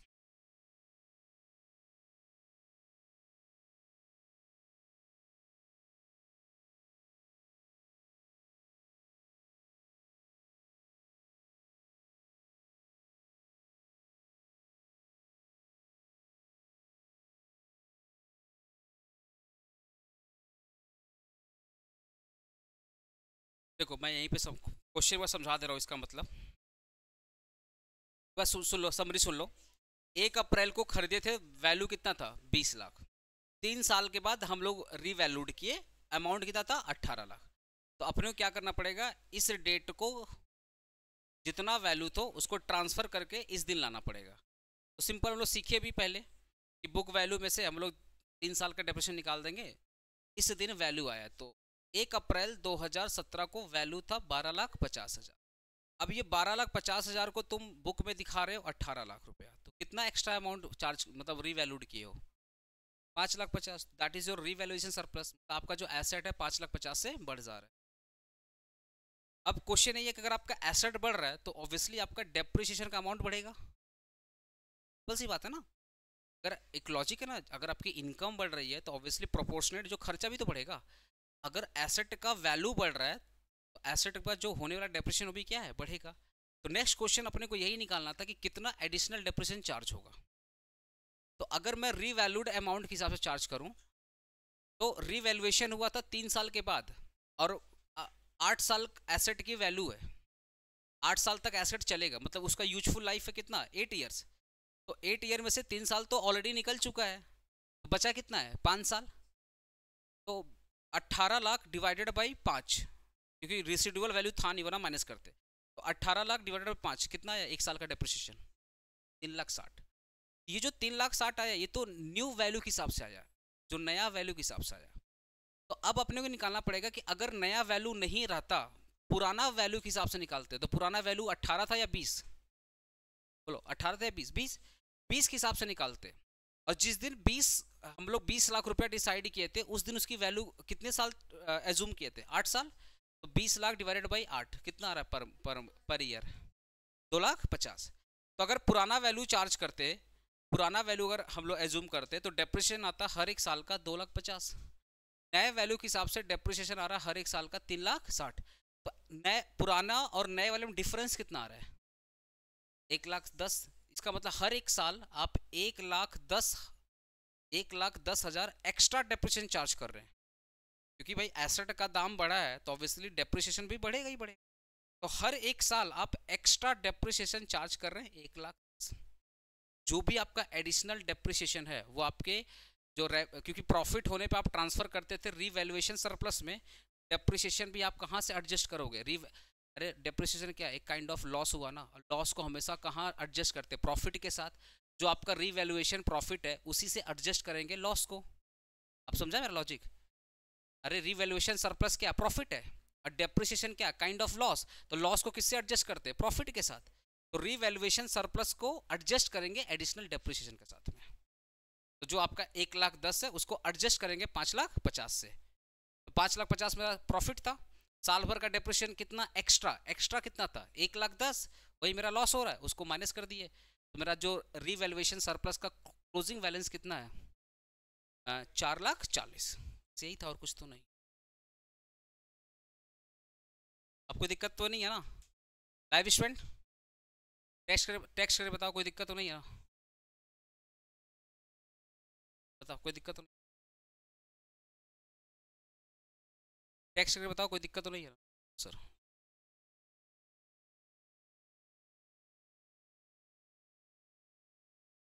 नेक्स्ट क्वेश्चन आ जाओ। N asset with the cost, चलो ये वाला क्वेश्चन आप करेंगे, हम नहीं करेंगे। ये क्वेश्चन आप करेंगे। An asset with the cost 1,00,000 where estimated to have useful life 10 year. Cost कितना है? 1,00,000 रुपए। कितने साल चलेगा? 10 साल चलेगा। रेसिडुअल वैल्यू कितना है? 5,000। मतलब 10 साल के बाद जब मैं एसेट को बेचूंगा तब भी मेरा एसेट 5,000 दे के जाएगा। तब स्क्रैप वैल्यू कितना दे के जाएगा? 5,000। ठीक है। तो डेप्रिशिएबल वैल्यू कितना होगा पूरे साल भर, पूरे जीवन भर का? नहीं 95,000। 95,000। आफ्टर टू ईयर्स वो तुम्हारा है जीरो का प्रॉब्लम, बहुत दिन से अच्छा उसका after 2 years the estimated life has been revise to remaining 5 years।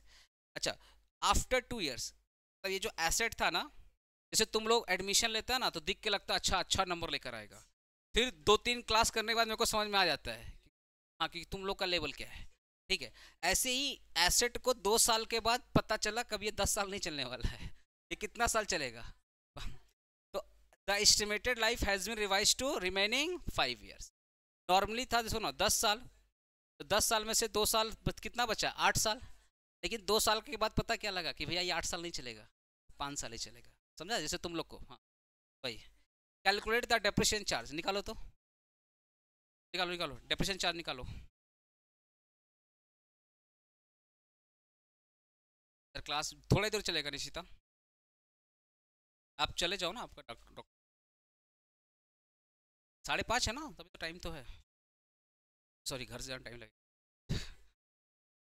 ए तुम लोग सॉल्व करो तो।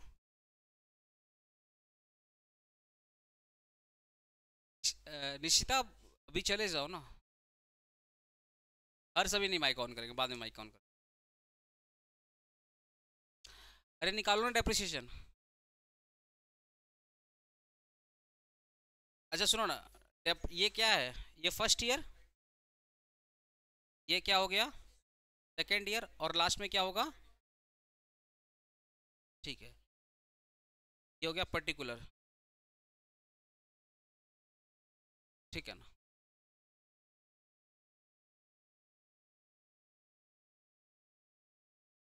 ओरिजिनल कॉस्ट है ना, कितना था बोलो ना? ओरिजिनल कॉस्ट कितना था? 1,00,000। सब में 1,00,000 रुपया लिख दो।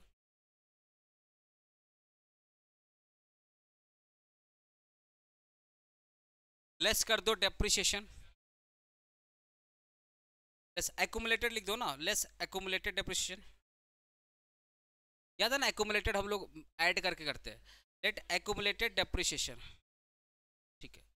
मैं हर एक साल का डेप्रिसिएशन ना, मतलब यहीं पे वर्किंग दिखाऊंगा, यहाँ पे अमाउंट लिखूंगा, ठीक है ना। यहाँ पे मैं ब्रैकेट ओपन करके वर्किंग दिखा दूंगा और नीचे अमाउंट लिख दूंगा। सुनो, मैं अगर वर्किंग निकालूँ यहाँ पे डेप्रिसिएशन का, 1 लाख, रेसिडुअल वैल्यू कितना है, 5,000, कितने साल चलेगा, स्टार्टिंग में 10,000, तो कितना आएगा डेप्रिसिएशन, 9,500। अच्छा ठीक है, नेक्स्ट ईयर, अच्छा 2 साल तक तो मामला ठीक ही था, 2 साल के बाद डिसाइड किया था।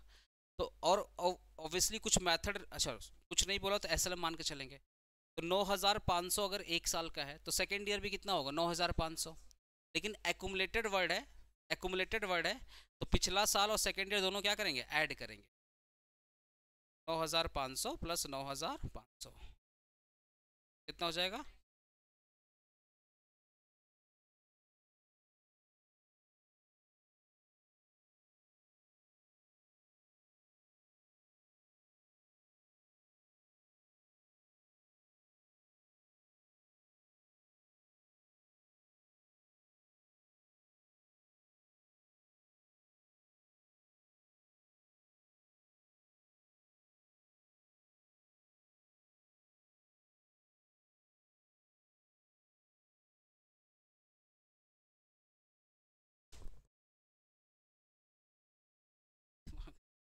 अच्छा ये 2 साल तो हो गया यहाँ पे।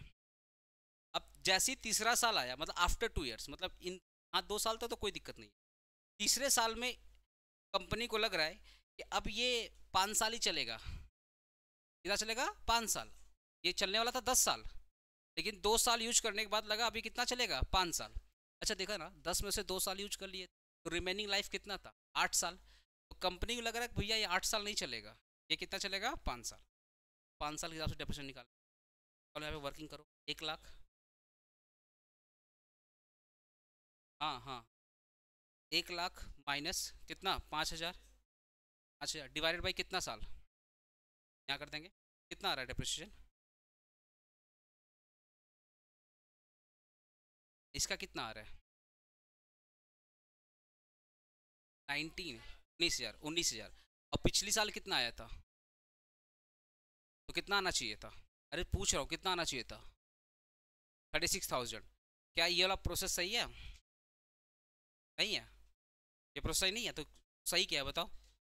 तो लाइव स्टोर माइक ऑन कर रहा हो तो बताओ तो सही क्या है, देखो माइक ऑन कर, हाँ भाई चलो माइक ऑन है, बोलो क्या ये प्रोसेस सही है।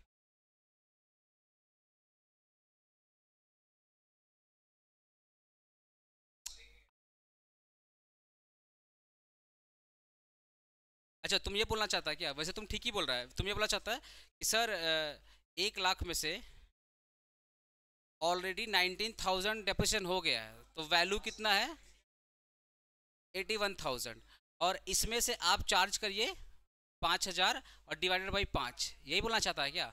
अच्छा कितना वैल्यू आया है, 15,200, और पिछले 2 साल में कितना, 19,000। एक बार इसको ऐड करो कितना आ रहा है, हाँ हाँ, तो ठीक ही तुम लोग कर रहा था, ठीक कर दो क्या। चलो यहाँ पे ना एक मैं, सुनो ना, यहाँ पे मैं एक यहाँ पे स्टार बनाकर, सुनो ना, मैं वर्किंग नोट लिख रहा हूँ, यहाँ पे लिखो ना, वर्किंग नोट 1 लिखो। व्हेन कंपनी, तुम लोग को देख के लग रहा है कि तुम लोग एग्जाम में बैठने लायक हो गया।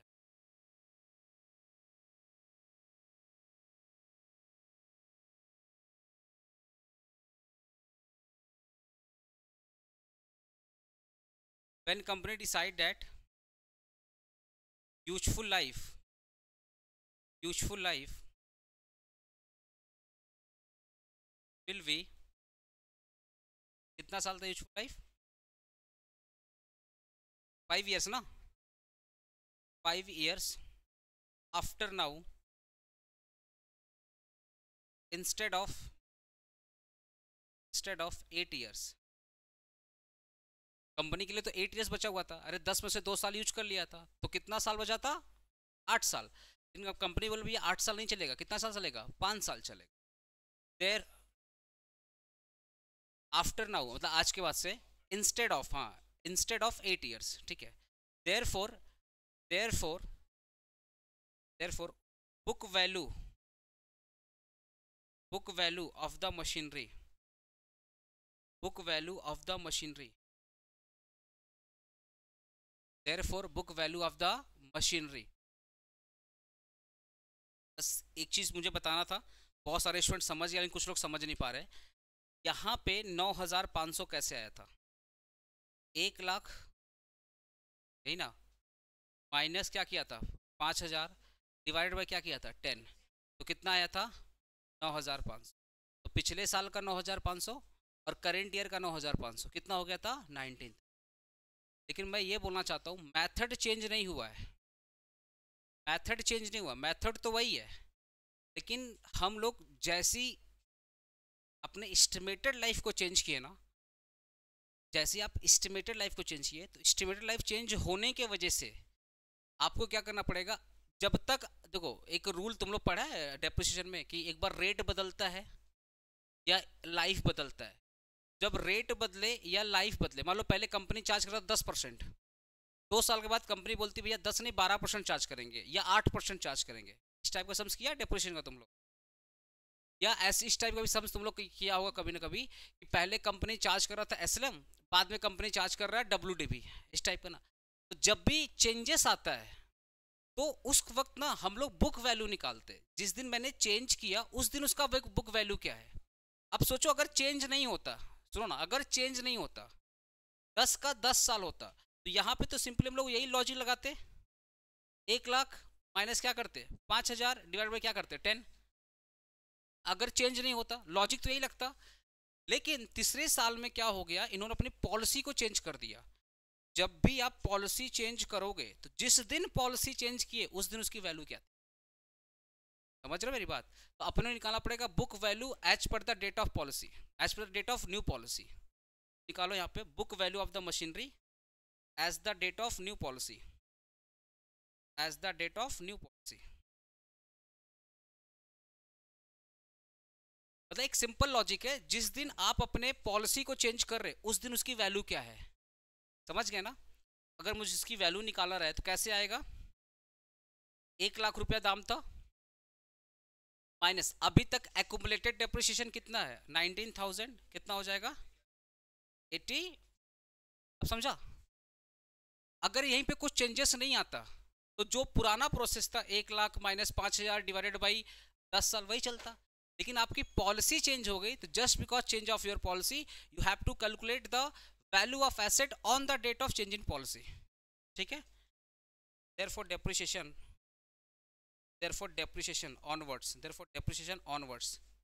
मतलब पॉलिसी को चेंज होने के बाद डेप्रिसिएशन क्या होगा, ऑनवर्ड्स मतलब नेक्स्ट 5 साल का डेप्रिसिएशन क्या होगा, हर एक साल का करेंगे अपने 81 माइनस करेंगे 5,000 डिवाइड कितना करेंगे 5 साल, कितना आएगा बताओ ना एक बार, 15,000। Therefore accumulated depreciation, accumulated depreciation 15,200 plus previous वाला कितना था 30,000, कितना आ जाएगा 34,000। देखो मैंने पूरा वर्किंग नोट लिखवा दिया, जिसको समझ में नहीं आ रहा वर्किंग नोट पढ़े समझे, स्टिल अगर डाउट है मेरे से पूछे, जब छोटा सा बात है बोलो, डाउट था।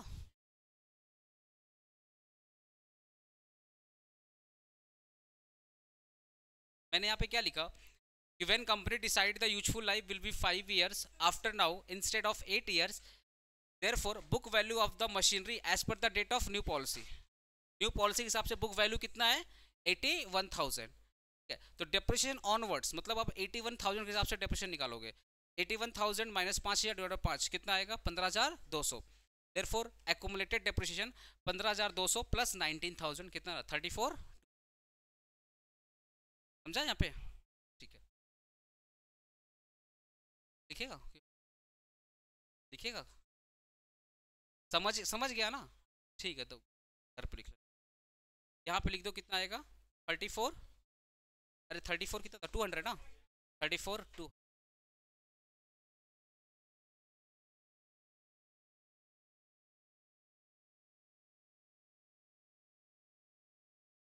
बताओ तो कितना आ रहा है, यहाँ पे कितना आएगा? अरे यहाँ पे वैल्यू 1 लाख में से 9,500 घटाओ, कितना आ रहा है लास्ट वाला? 90,000। अच्छा यहाँ पे बोलो क्या? 65,8 यहाँ पे कितना आएगा? 90,500, 81,000।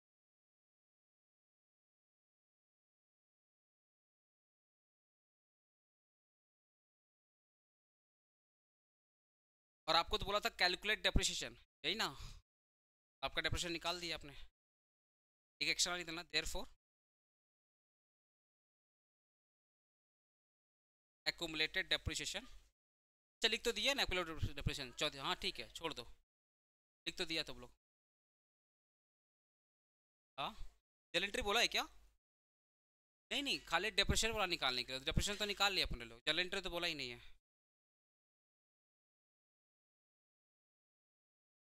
अच्छा ऐसे ही करना नॉर्मली, इसमें क्या ना थोड़ा सा आसान पड़ जाता है, अपने first year second year third year लिख दिया।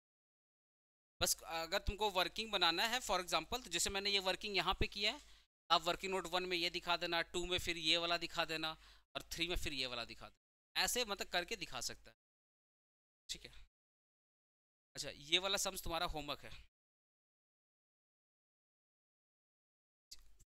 क्वेश्चन 4 देखो, क्वेश्चन 4 देखो, हो जाएगा तो क्वेश्चन 4 देखो, क्वेश्चन 4 देखो। 1 अप्रैल 17 को 5 लाख वैल्यू था, इंस्टॉल्ड हुआ 1 अगस्त से, तो जिस दिन इंस्टॉल्ड हुआ डेप्रिसिएशन यहाँ से चार्ज करोगे, डेप्रिसिएशन यहाँ से चार्ज करोगे 1 अगस्त से, होता ना put to use, put to use. In 1920, the company decided to change the method of straight line to diminishing method 20% per annum. Calculate the amount of depreciation for the 1920-21 expected useful life of the 10 years. कर पाओगे ये वाला? ये वाला हो जाएगा तो करके दिखाओ।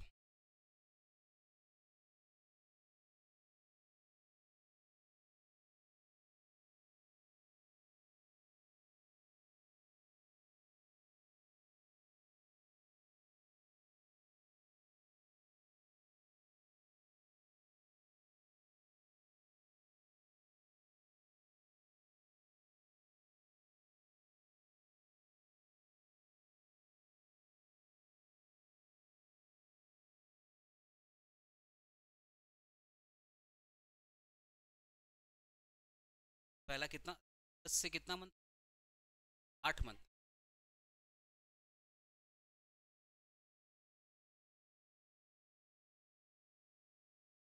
लोगों को पता है ना डिप्रिसिएशन में क्या परसेंटेज दे दिया जाता है, ये सब लाइफ नहीं चेक करते डायरेक्टली, फिर 20% तो पता है ना, ये तुम लोग कॉमर्स का बच्चे इतना पता, बाद में पता कुछ नहीं आता।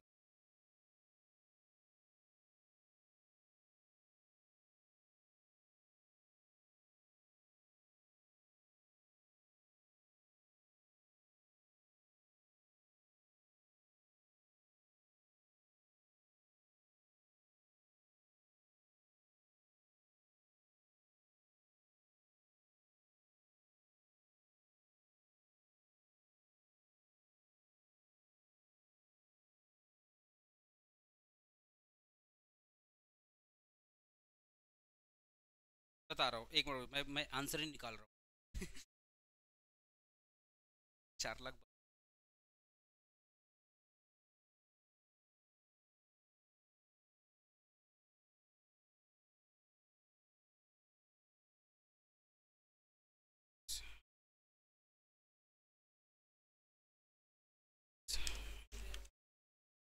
चौसठ ठीक है, तो पूरे क्या टोटल बोला क्या? Calculate the amount of depression for the year 1920-2021, तो 1920 में आएगा तुम्हारा नहीं 82,500 आ रहा है। नहीं तुम यहाँ पे साल का बोला है, एक्यूमुलेटर तो बोला नहीं है, हर एक साल का अलग अलग बोला है ना। तो जब हर एक साल का अलग अलग बोलेगा तो एक्यूमुलेटर क्यों फॉलो करेगा? नहीं भाई, मेरा कुछ और आ रहा है। ए रुको, हम सॉल्व कर रहा, तू लोग टाइम वेस्ट कर रहा है मेरा। हम सॉल्व, हाँ पहले, पहले तो परसेंट नहीं निकलेगा ना, पहले का तो यूजफुल लाइफ है, बाद में परसेंट का तो परसेंट, हाँ डिवाइड कर निकालोगे। अच्छा कब परचेज किया था? तो ये हो गया 17-18। सुनो मैं सॉल्व कर दे रहा हूँ, 17-18 हो गया, फिर ये क्या हो गया 18-19, फिर क्या हो गया 19-20-6, यही निकालने के लिए बोला था ना। और अपने को जो डेप्रिसिएशन निकालना है वो 19-20 का निकालना है और 20-21 का, यही दो का डेप्रिसिएशन निकालना है। ओके, वैल्यू क्या है लिखो ना, डब्ल्यू डी कैरिंग वैल्यू लिखो ना, कैरिंग वैल्यू या ओरिजिनल कॉस्ट जो लिखना लिखो। कैरिंग वैल्यू 17 कितना है 5 लाख, लेस डेप्रिसिएशन। तो अगर 5 लाख, अगर क्योंकि इन 2 साल तक तो सुनो ना, ये जो 2 साल है मैं एक बार डिवाइड कर दे रहा हूँ, इन 2 साल तक कौन सा मेथड था? क्योंकि कंपनी बोल रही है 1920, मतलब यहां से कंपनी डिमिनिशिंग पे आ गया, तो यहां तक कंपनी कौन सा मेथड फॉलो कर रही थी? स्ट्रेट लाइन फॉलो कर रही थी। लेस डेप्रिसिएशन, वर्किंग नोट 1,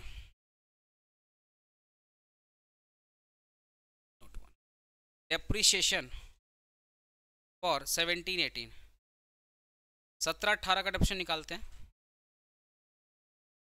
देखो 5 लाख, ठीक है सॉरी यहाँ पे यूजफुल आई था, कुछ रेसिडुअल वैल्यू था क्या कुछ? नहीं, 5 लाख डिवाइडेड बाई कितना ईयर्स बोला था? 10 साल बोला था, 5 लाख डिवाइडेड बाई 10, ठीक है हाँ, इनटू अगस्त से चार्ज करेंगे अपने लोग, अगस्त से, तो अगस्त से लेकर 31 मार्च कितना मंथ हो रहा है? 8, तो 8/12 कितना आ रहा है? आ रहा है क्या? रुको रुको तो,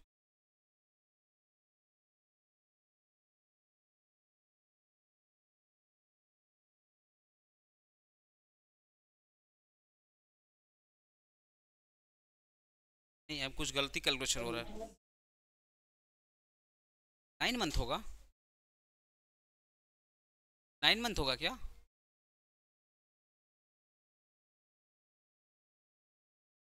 अगस्त कितना, अगस्त था 1 अगस्त ना, तो पूरा अगस्त तो काउंट करोगे ही, तो 8 ही मंथ हो रहा है ना, तो फिर ऐसे क्यों? तो ठीक ही तो निकल रहा था, बोला 9 होगा, 50 सॉरी कितना था 5 लाख डिवाइडेड बाई 10 इंटू क्या करेंगे 8/12 कितना आ रहा है? यही आ रहा है ना, ठीक है तो यहाँ पे लिख दो।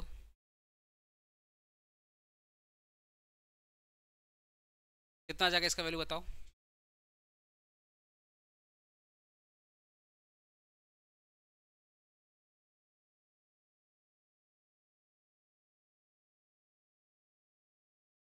फोर 7, ठीक है ना। अच्छा 18-19 का तो पूरा 50,000 होगा, देखो डेप्रिसिएशन फॉर 18-19, 18-19 इसका तो पूरा ही होगा,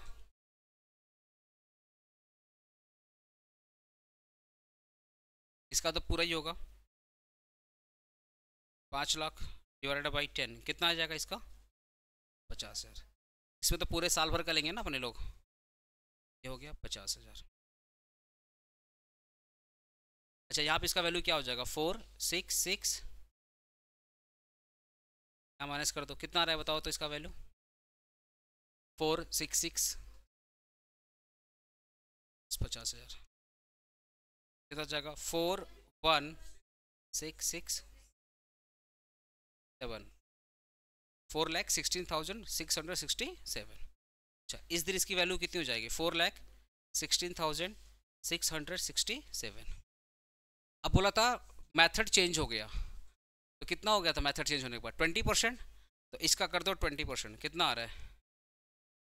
हाँ 83 83,333 यही ना, माइनस कर दो 4,16,000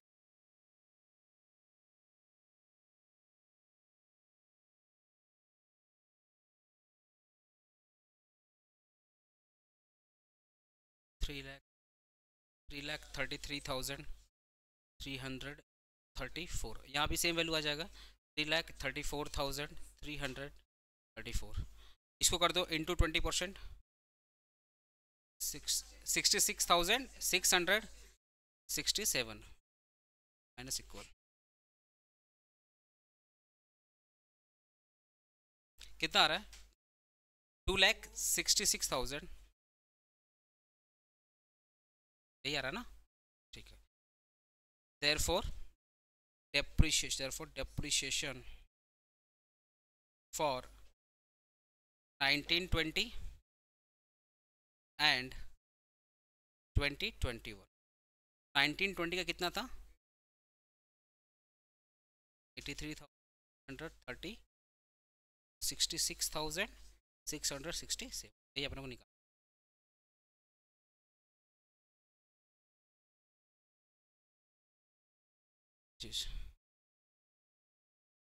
हाँ नहीं 83 समथिंग था वो, सॉरी शायद मेरा इनिशियल कैलकुलेशन गलत हो गया होगा, ध्यान नहीं दिया मैं। अभी सही आ रहा ना, ठीक है। वर्किंग नोट यही है, देखिए तो वर्किंग नोट बनाया।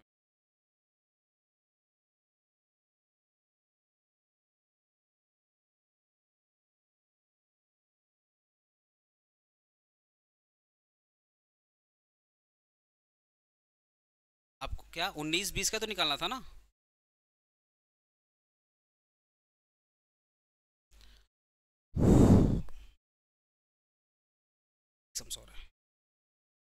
हो गया ना, चलो बस एक से और ठीक है। इसको ऐसे ही सॉल्व, अरे इसको ऐसे ही सॉल्व कर देंगे, ऐसे ही ऐसे हम 2 मिनट में सॉल्व कर दे रहे हैं। टाइमर लगा ले तुम लोग, सुनो टाइमर लगा, ये ऐड होगा ऐड होगा ऐड होगा ऐड होगा, ये इग्नोर इग्नोर, ये ऐड होगा ये भी ऐड होगा, हो गया खत्म।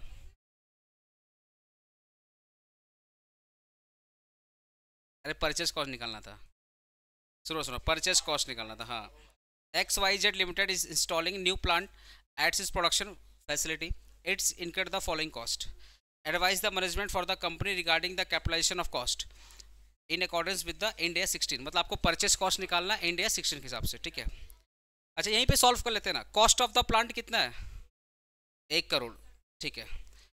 Initial delivery handling costing add करेंगे ना, ऐड करेंगे ना तो ठीक है उसमें ऐड। अच्छा एग्जाम में तुम लोग ऐसे मत करना, वहीं पे सॉल्व करके कॉपी में पूरा अच्छे से लिखेगा पर्टिकुलर अमाउंट ऐड करके, ठीक है। ये 5 लाख रुपए ऐड होगा। इंस्टॉलिंग एंड असेंबली कॉस्ट ये भी क्या करेंगे ऐड करेंगे। Consultancy fees in connection with the acquisition of cost, मतलब मशीन को कहाँ पे फिट करना है उसके लिए आपने कंसल्टेंसी लिया तो भी परचेस कॉस्ट का पार्ट है, ये भी क्या करेंगे ऐड करेंगे।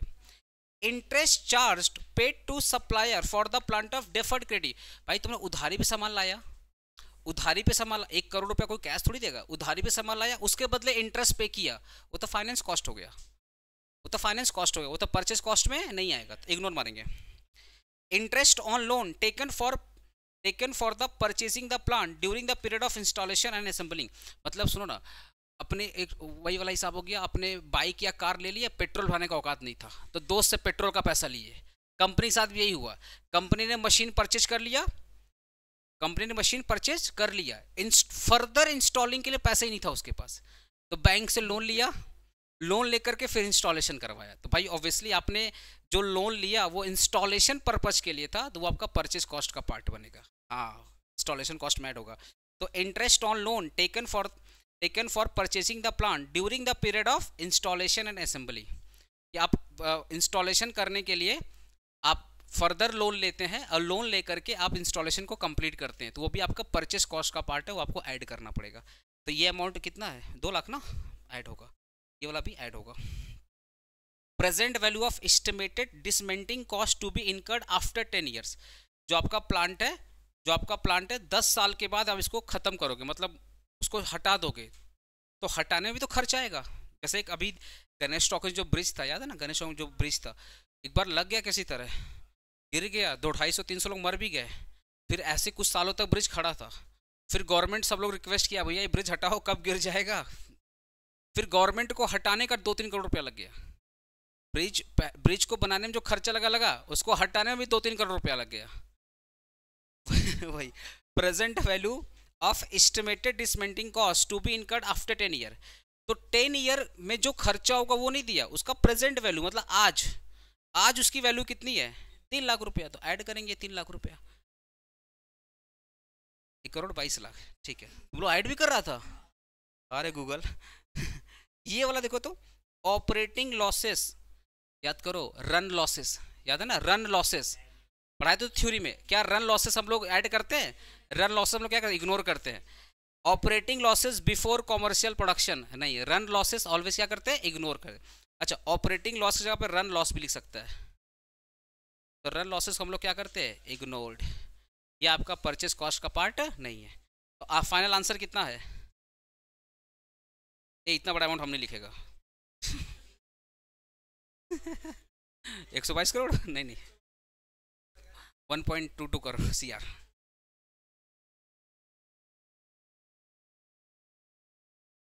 और करना है या बाद में करना है, बाद में।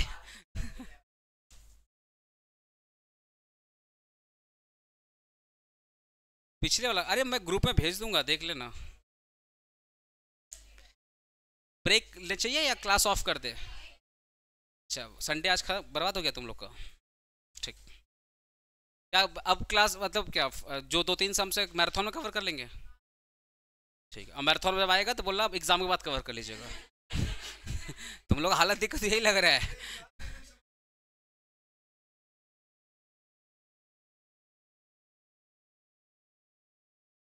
अरे निदा, प्रीवियस ईयर में क्वेश्चन आया ही नहीं सीयू में, कहाँ से देंगे, ये सब बुक से क्वेश्चन उठा रहा हूँ, सीयू का क्वेश्चन है ही नहीं।